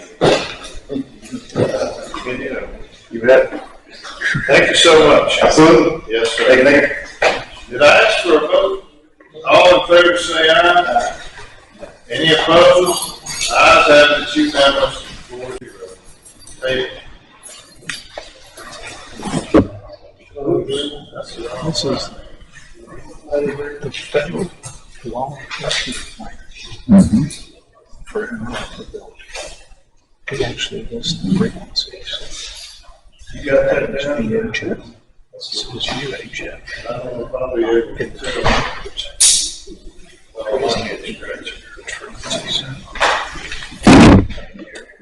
They're in the plan. Either one of y'all Talk got about it. the sheet there? I'll try to figure it out. I think we need to. They like, I know the commissioners, Yeah, commissioners would all like. This will go for everywhere. We need four copies of that, please. You need how many, Judge? 4, All right. 5. I'll give you the original. Yeah. Name of 4. Here's the unopened bids that we laid. And tell me the name of your company again. K-Y Radio. And your name for Gavin. Gavin. Yeah. I just know you by face, but if you said, here's 100, tell me who I am. I'd have to look for it. Thank you, Gavin. Yes, sir.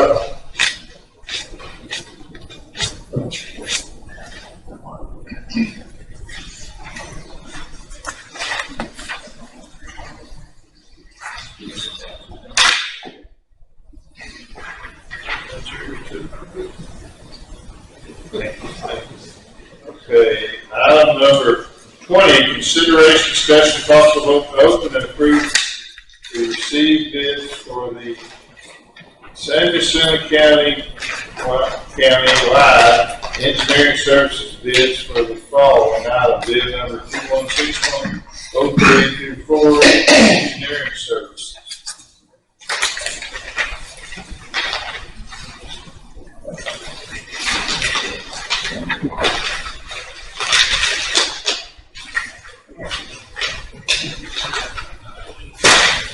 Yeah.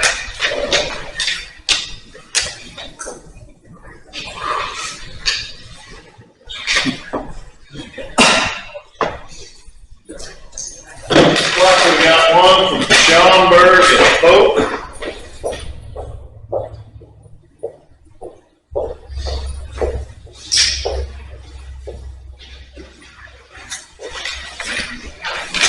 got one.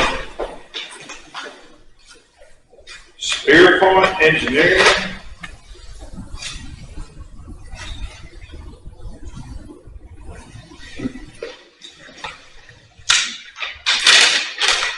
We got one from Blau.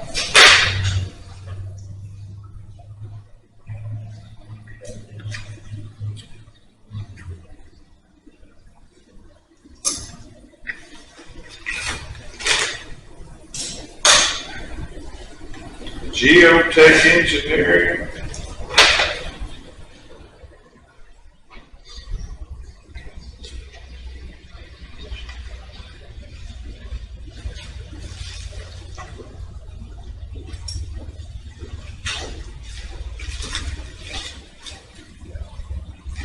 One from Collier's Engineering.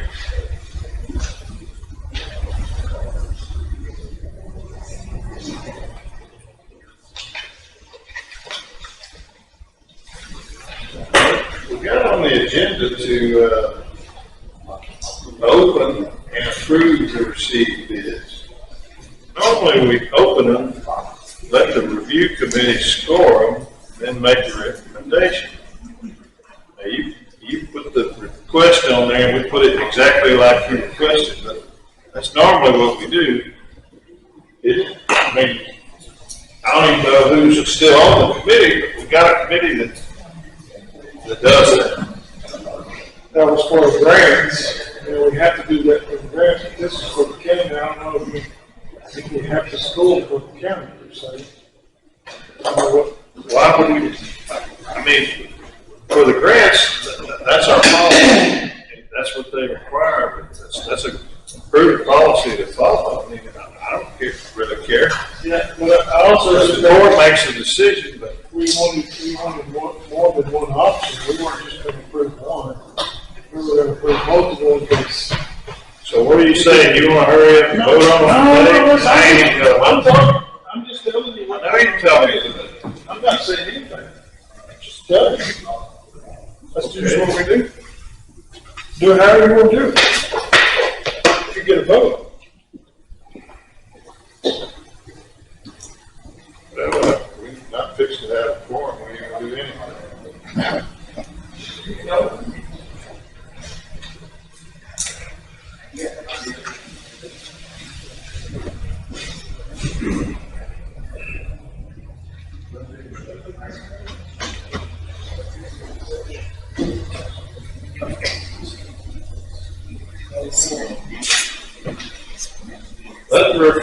Let the record reflect a couple of commissioners have left the room. You don't have a quorum. When they get back in here, we'll resume the meeting.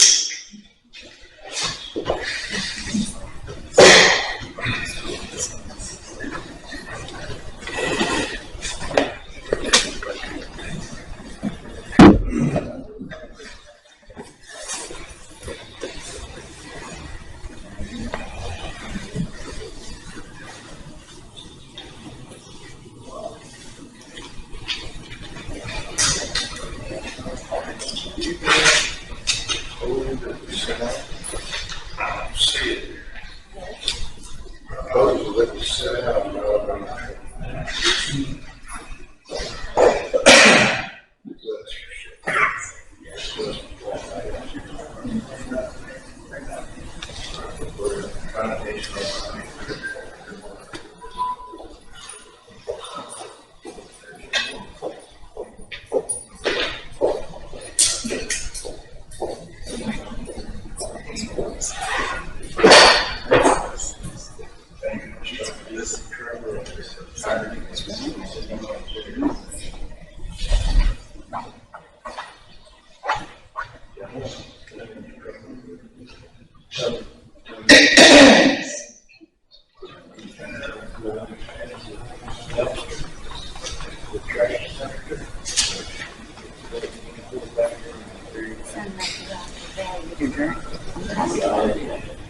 I don't drink, but I want to hold that the donuts right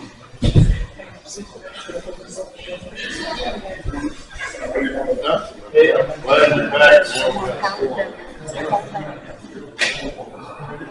Services, not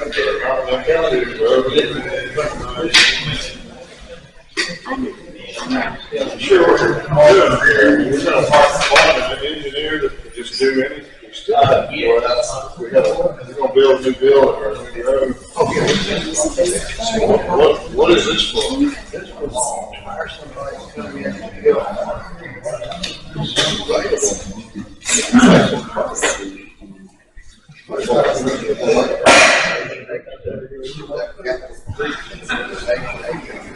Still, we just stand in glass paper.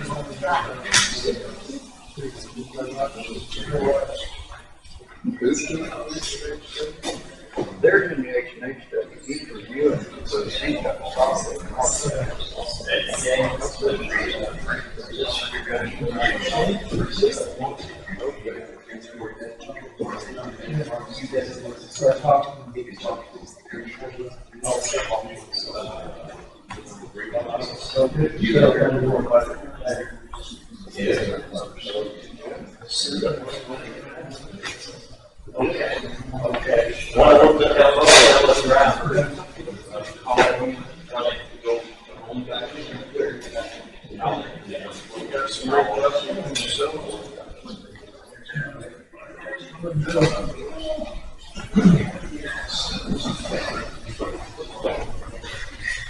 We have a forum. Let's open these bids. Request for qualifications from Collier.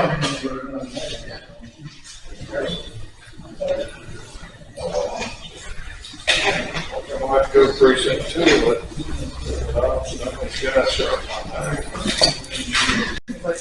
You're welcome.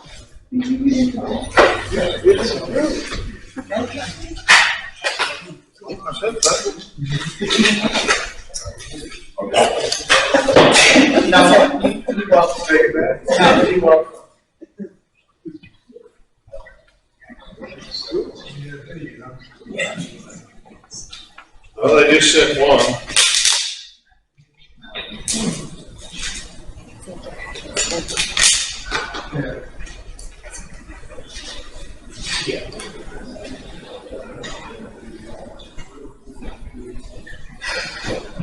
These guys are out on K3 with it.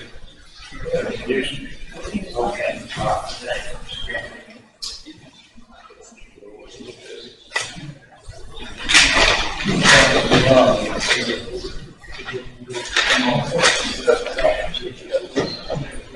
Troy, do y'all have radio system over there? Are you sure you don't, would you like to get in? I don't think we need to jump on that. My folks probably been there, keep up with them enough.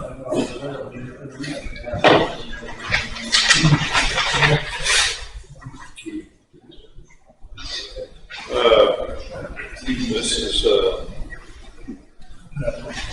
Geotech Engineering out of Houston. So what we want to request for is somebody that could review mostly the kind of things that Mark watches, looks over for us, and if he's out of pocket, we have a backup plan. So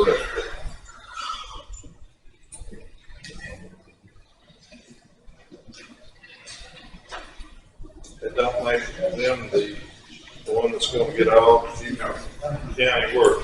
No, it's just come to court. Yeah, yeah. All right, here's your note. Thumb drive with it, yeah, I see it. Spearhead, Spear Point. Now, Willis, Texas. Anybody here, any of these companies? Wow, here.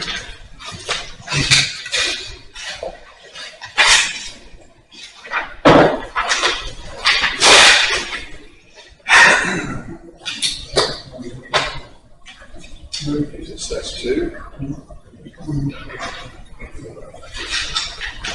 Willis, Texas.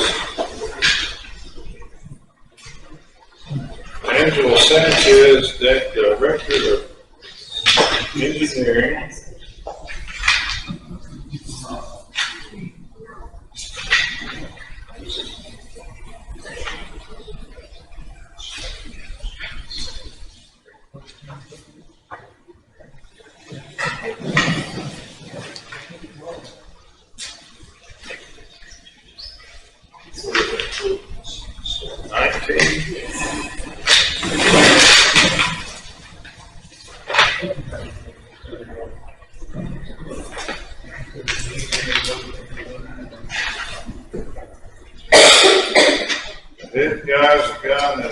Athena, Angie Sanchez, Jerry McCrory, Shaquille Roney, Melvin Matthews, Kayla Commander, Dan Howard, Ross Crawford, Jeffrey Daniels.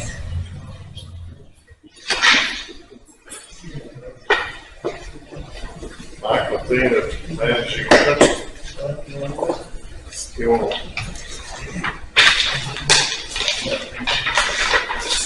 there's a thumb drive in this one too.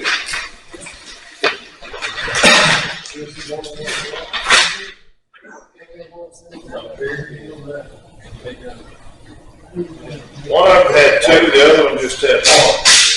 Next, I've got Schaumburg and Coach out of Beaumont, Texas.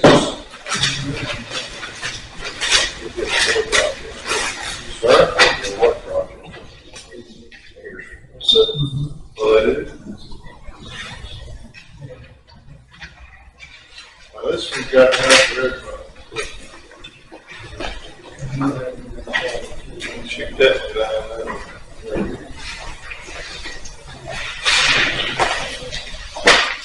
And these guys do radios? Yeah, that radio guy. One of them has some.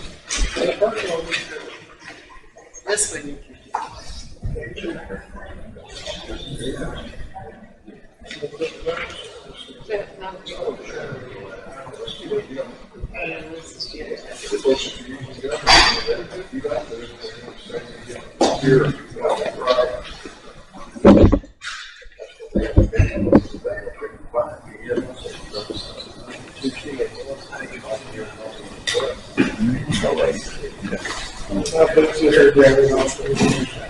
That one you can keep.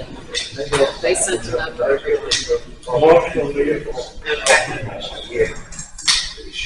go out the window. Steve Jordan is the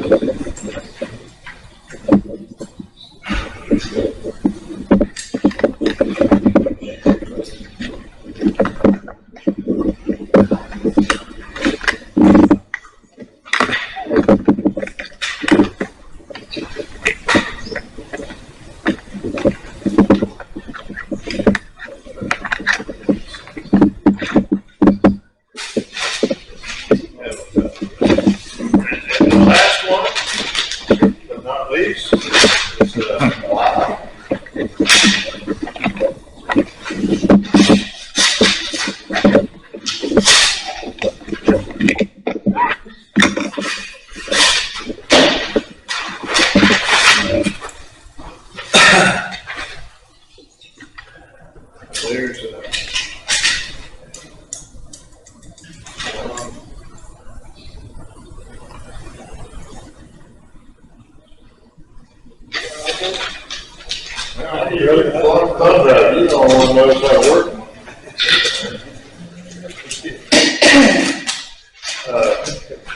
Okay, so we got 5 different sets of qualifications. I just said normally refer them to the scoring committee, but if y'all, this is a little bit different. We're not like we got a specific project we're going to build. If y'all are familiar with the firms and want to move on it now, whatever you want to do there, Commissioner. Oh, no, I'm all right. Whatever.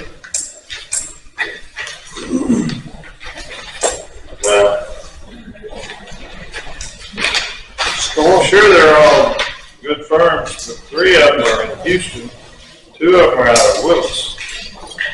I mean, I don't know how, you can do most of your reviewing stuff maybe by electronically, but some of it, I guess, is hey, we gotta come out here and look at this deal here, or whatever, kind of deal. That would be done on case basis, right? Yeah, but I don't know unless you want to approve all 5 of them. I mean, if y'all want to move forward today, I'm happy with y'all who's sitting here myself. That emotion. why we make motions, but if y'all wanna do that, whatever y'all wanna do, I'm not trying to push either way, I just, sometimes I thought we were wanting time, but if y'all are ready to make a move, let's make a move. I don't have any preferences. I mean, if we want to score, and use them, top to bottom score, I don't care.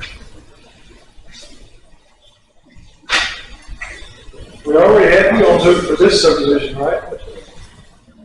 Yes, I mean, the intent on submitting SOQs is for y'all to review them. I don't think y'all can make a best guess in, 15 minutes in court. So I would say y'all make the decision, go back, score them, and then come back and make y'all recommendation. Like you said, you don't have to pick just one, but go through them, review them, come back, next quarter, the next, and make your decision then on what y'all do.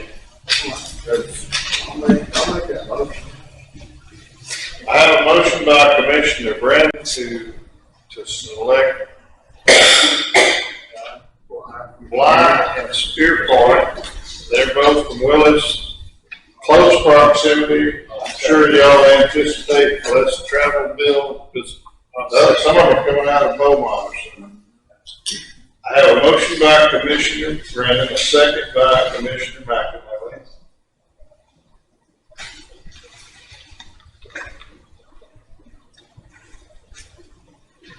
Then you can call through that. Well, one of them, like, Yeah.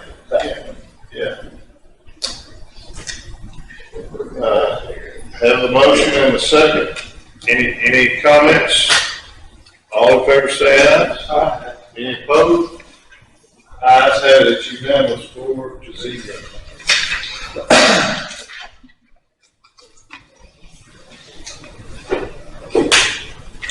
All right, item number 21, I probably could have took off there. I'm so tickled we finally shut the door on the, or not shut the door, we're done with the innovation project. Hate you missed the DEFCON meeting there and the scissor, the ribbon cutting and the tour went off. Everybody was just tickled to death with the new building. You did a good job, supervising it, and we thank you immensely. I don't know that, I'm gonna probably tell her to take this off the agenda as a regular, a recurring item.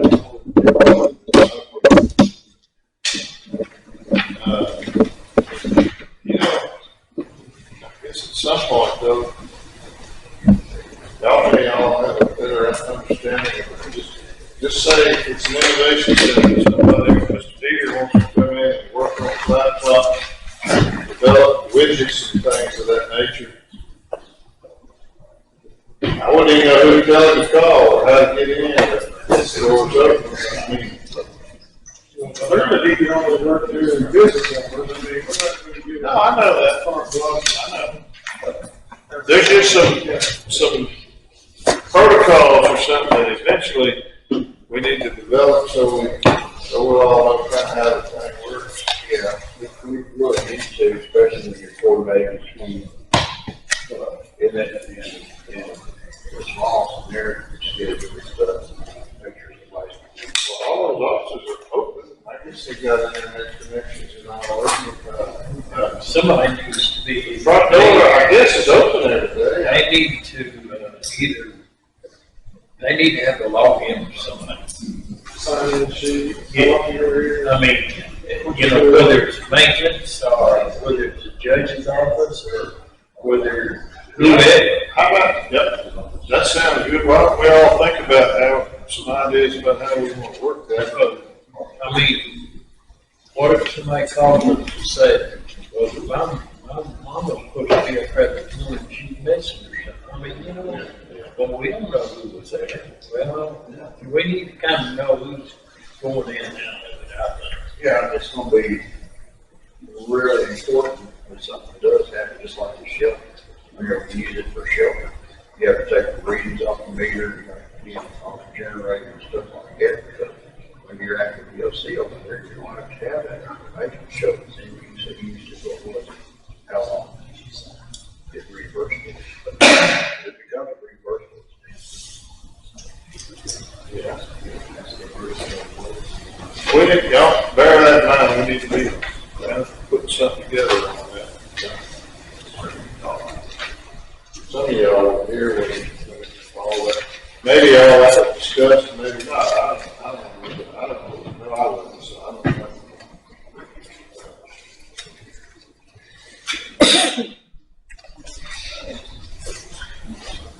Anything else on item 21?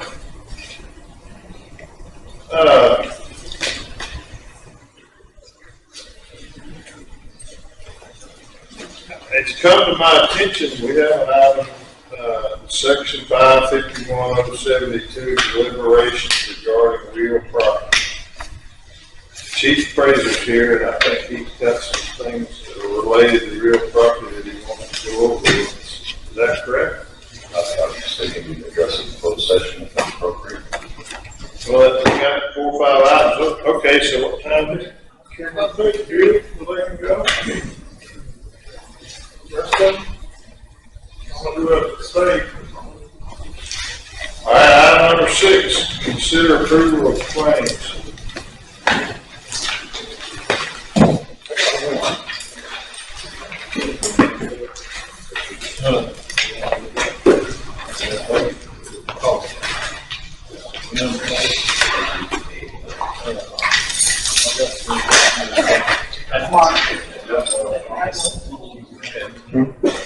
So, I got your card.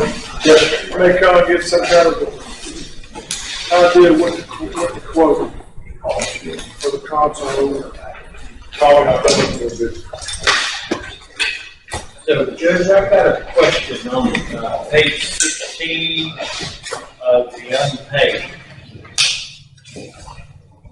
We kind of got browbeat about paying the rent on the tire that we wasn't using. And here we got another rental for February and March. Those are the two. Those are the two that you have said to pay. Those are the ones that we got, that I got chewed out last week or last court that said we should have paid them, but we held off on them because we were told to hold off on them. Well, no, that's what I'm saying. I'm saying, so how do we stop the bleeding? Well, if we're not using the tire, then we need to shut it off. We're trying to find out who has a contract. I don't have a contract. We are trying If you'll not pay the bill, you can figure out who's got it. Where's the tire? It's up in Oakland. I don't know who would have it. I'm just breaking it up and trying to get it, to help y'all get it shut off. And that's what we're trying to do is find out. We can see there's information on there of the contact. We hadn't even been able to contact the people that. When you check the computer to see the last, we've been paying them all along for Yes, that sir. Yes, we have. 4 years. I think the one we questioned was the one in January, this is February, March. We don't want to pay this at all.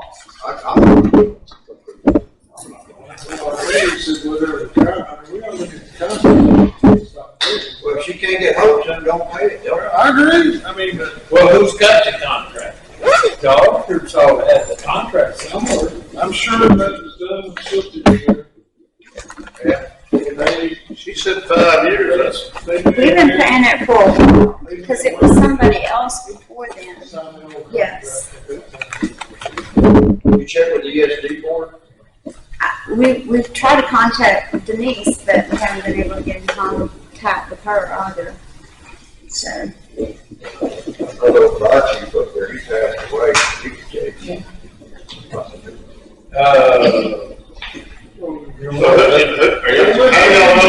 Still using it, I mean, That's why they took all the copper out. All the copper gone.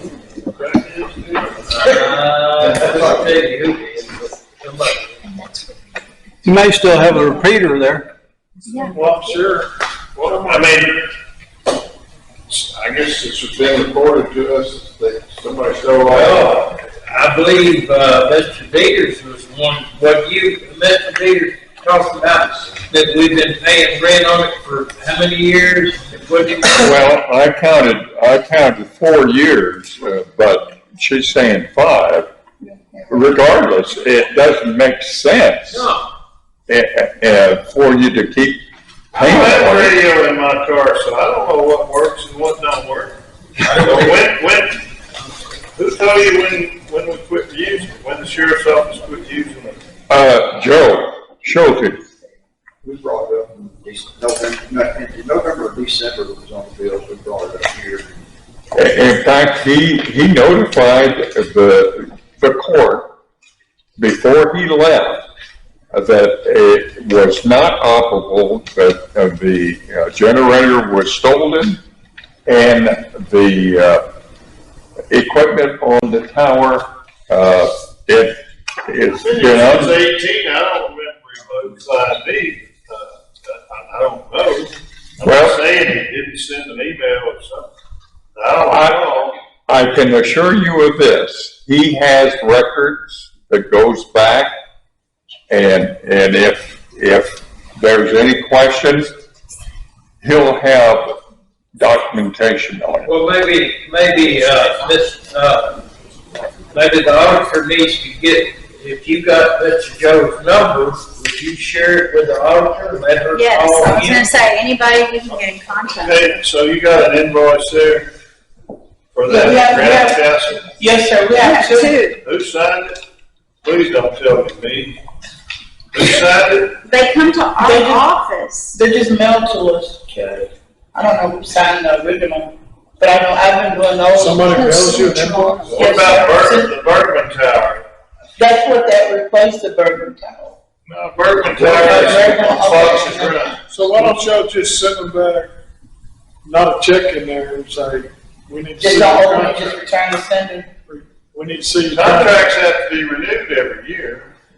Well, yeah, why don't you just send that back? We need to see your contract. Just send it back, just like I said to do. I never did, I know that.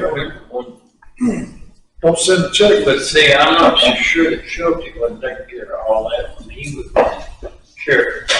I know, man. I don't know that we had, in the beginning, I don't think we had a contract. I think we were in a trial effort. That's why we had the generator over there, because the power had been stolen, and they put something on, a repeater on the tower to make see if it was gonna work. And I actually went over there several times with me and my guys and gas that thing up, so that they could test it. I never knew that we even had a contract. So y'all want us to pull those two, or you want us to pay them? I would pull them. Okay. I would pull them until I found out if you're sending back mail back a letter and tell them y'all need to see a contract. We need to see the contract. And then, before we pay any more bills. Okay.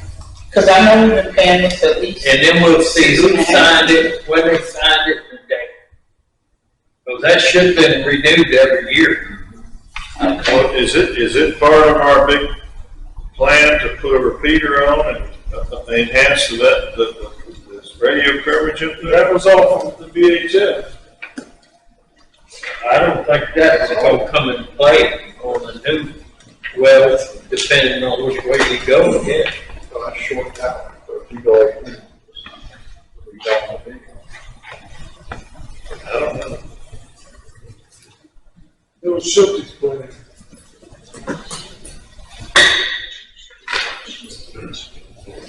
Get a motion to pay the bills except for them two? I'll make a motion to pay the bills except for the two on the Crown Castle towers.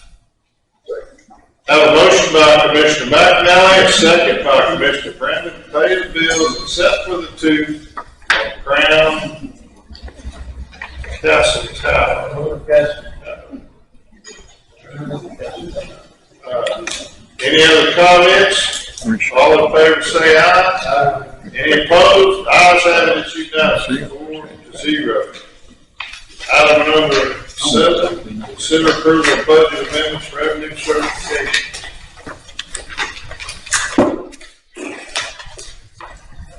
got a question. Have we received a check in on Renee Bates yet?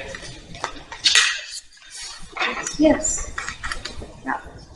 All of it, haven't we? All of it. But we're having an issue with that one account number. I don't know what them had against. Is that for the fire department? Yes. Oh, okay, yes, but we have that. We have it. Yeah, I think we've received everything from the sale. What, Okay, it hasn't come through court though yet, right? No. as far as budget amendments or anything, no, y'all have to submit something to me for it. Do you have it? I'll get with you afterwards if you want to, Well, if they don't pay us, it comes to y'all and y'all. right, put it's it receipted in.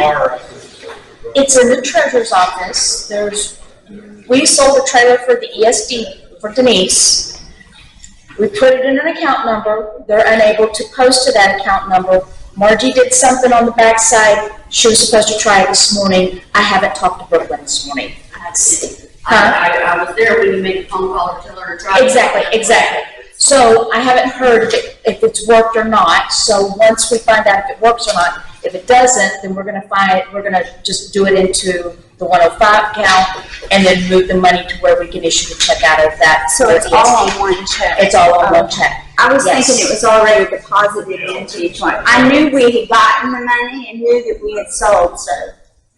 Okay. You'll get copies of your receipts as soon as we get it in there. Yes.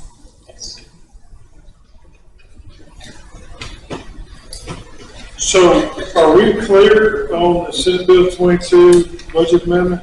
No, that number's not right. Yes, well, the motion that I made earlier is the right number. We need to conform this to say that. And that's what I was asking her. So ask her if she want to change it now. Yeah, we need to change it now. We need to do it today. So my understanding is you want to take another 18,000 out. It's 350,000, you got, Hold on though. There's 45,000 already in your capital outlay line item. If you look at the very last page of this, it shows the original budget of where all the monies were put when y'all approved the budget back in September. so there's already 45 in there. There's already 45,000 in the capital Okay, so outlay. we're not really moving, but what they had proposed this morning was to take all of them and pay them back pay, and that's not what we did. Right, so on mine, when we discussed it in my office, we discussed moving everything to the capital outlay line. I just want you to fix the Right, and line that's item what, transfer amendment to conform with the esteemed and honorable Commissioner Gatuno's motion this morning. and that's what I wanna get clear, is it So we total another 18,000 out of that and put it in raises? Yes, forward with this, the jailers. Jailers, yes. 18 for the sheriff on his loaded rate and 18 for the other raises. But this, I think they've already kept that out. Well, it is, but we wanted to make sure that, Okay, so But are we gonna put, Federal kind of overtime in there, Judge. I need clarification though, are we gonna pay the difference that she was speaking about, to bring them up to 40,000 that's already budgeted? Make 40,000. I think we've already spent what was already budgeted. Because they're at $68,000 in overtime pay right now. Yes. And we're eating into those line items as we speak, so I'm saying use this 18,000 out of this SB 22 to cover that additional rate. You don't worry about what's in the line. Yeah. Because there's probably not nothing in there. But we're gonna eat through that by the end of the year. We're at 6 months. We just want to make sure that by the end of the year, this fiscal year, the jailers are paid a gross salary of 40,000. Back to October. Yeah, starting at October 1st. I don't care how you do it, whatever makes you sleep good. Long as when we get audited, we can show everybody that was a jailer got 40,000 during the year 2023, 24, that they were supposed to. Okay, Because so, the Senate bill said that after we pass the budget, we got 30 days to fix it. And we passed it October 1, so it's got legally, the way the judge was talking, go from November 1 to, but we decided to go back to October 1st. Yeah. So 1818 is what we got. 36 months, 350. She's already took the 14. the 14 plus It's that is already took out. this increase, so don't add that in there. I get that, but I'm just trying to make it simple as time. 18 for the sheriff, 18 for the jailers. Minus 350, that's what should be left. That 18. You gotta figure it all out. So you need to take 18,000 out of To what? the 287. 287, take 18,000, that's 269. No, technically I added some to that because you questioned whether that's gonna be enough in the sheriff, right? Yes, we rounded it up. You told me 16 something, and I just rounded it up to 18, so. It needs to say the increase should be 269,939.06. I don't know what. 269. 314, is that what y'all got? 314? What do you, No. so we're if we're taking it from raises, it's gonna come out of, so line item number,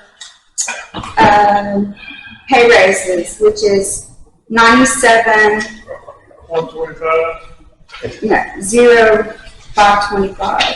I've got the same number there. You got the same, that number for every single thing on here. That Yes, I can't- sure did. Why don't y'all let me just do a whole new one for that? And that's what I was trying to make it simple as you can.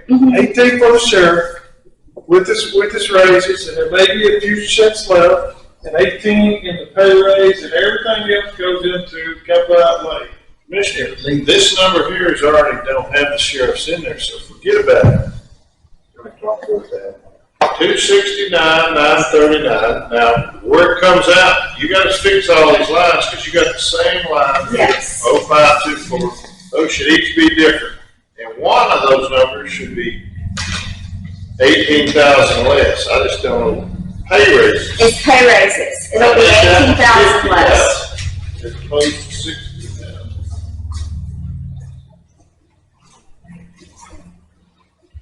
So, and you should change the numbers, because they're wrong. Right. Is that clear? Clear, I understand, 18 out of there twice, 18 minus 350. I know you're a quick study. 314, and 314 is gonna wind up in capital outlay. We might change it. It's not 314. And it's not. You've got to take it out of that line item. The 287, No, take 18 off 936. of that, you get Yes. 269. There you go. And then that third line, you change from 68 to 50. Right. How long did y'all go to school to make this that complicated?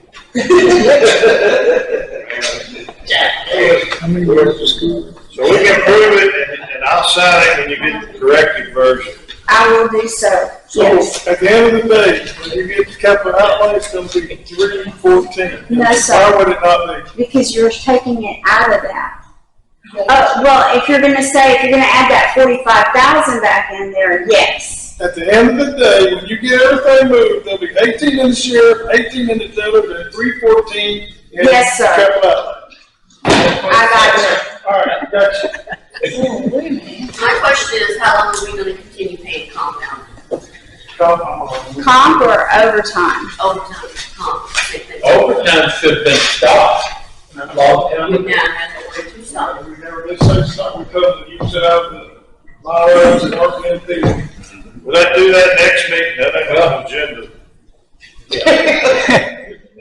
let's get these budget amendments approved. I'm afraid my house is gonna get overvalued if I keep praising it.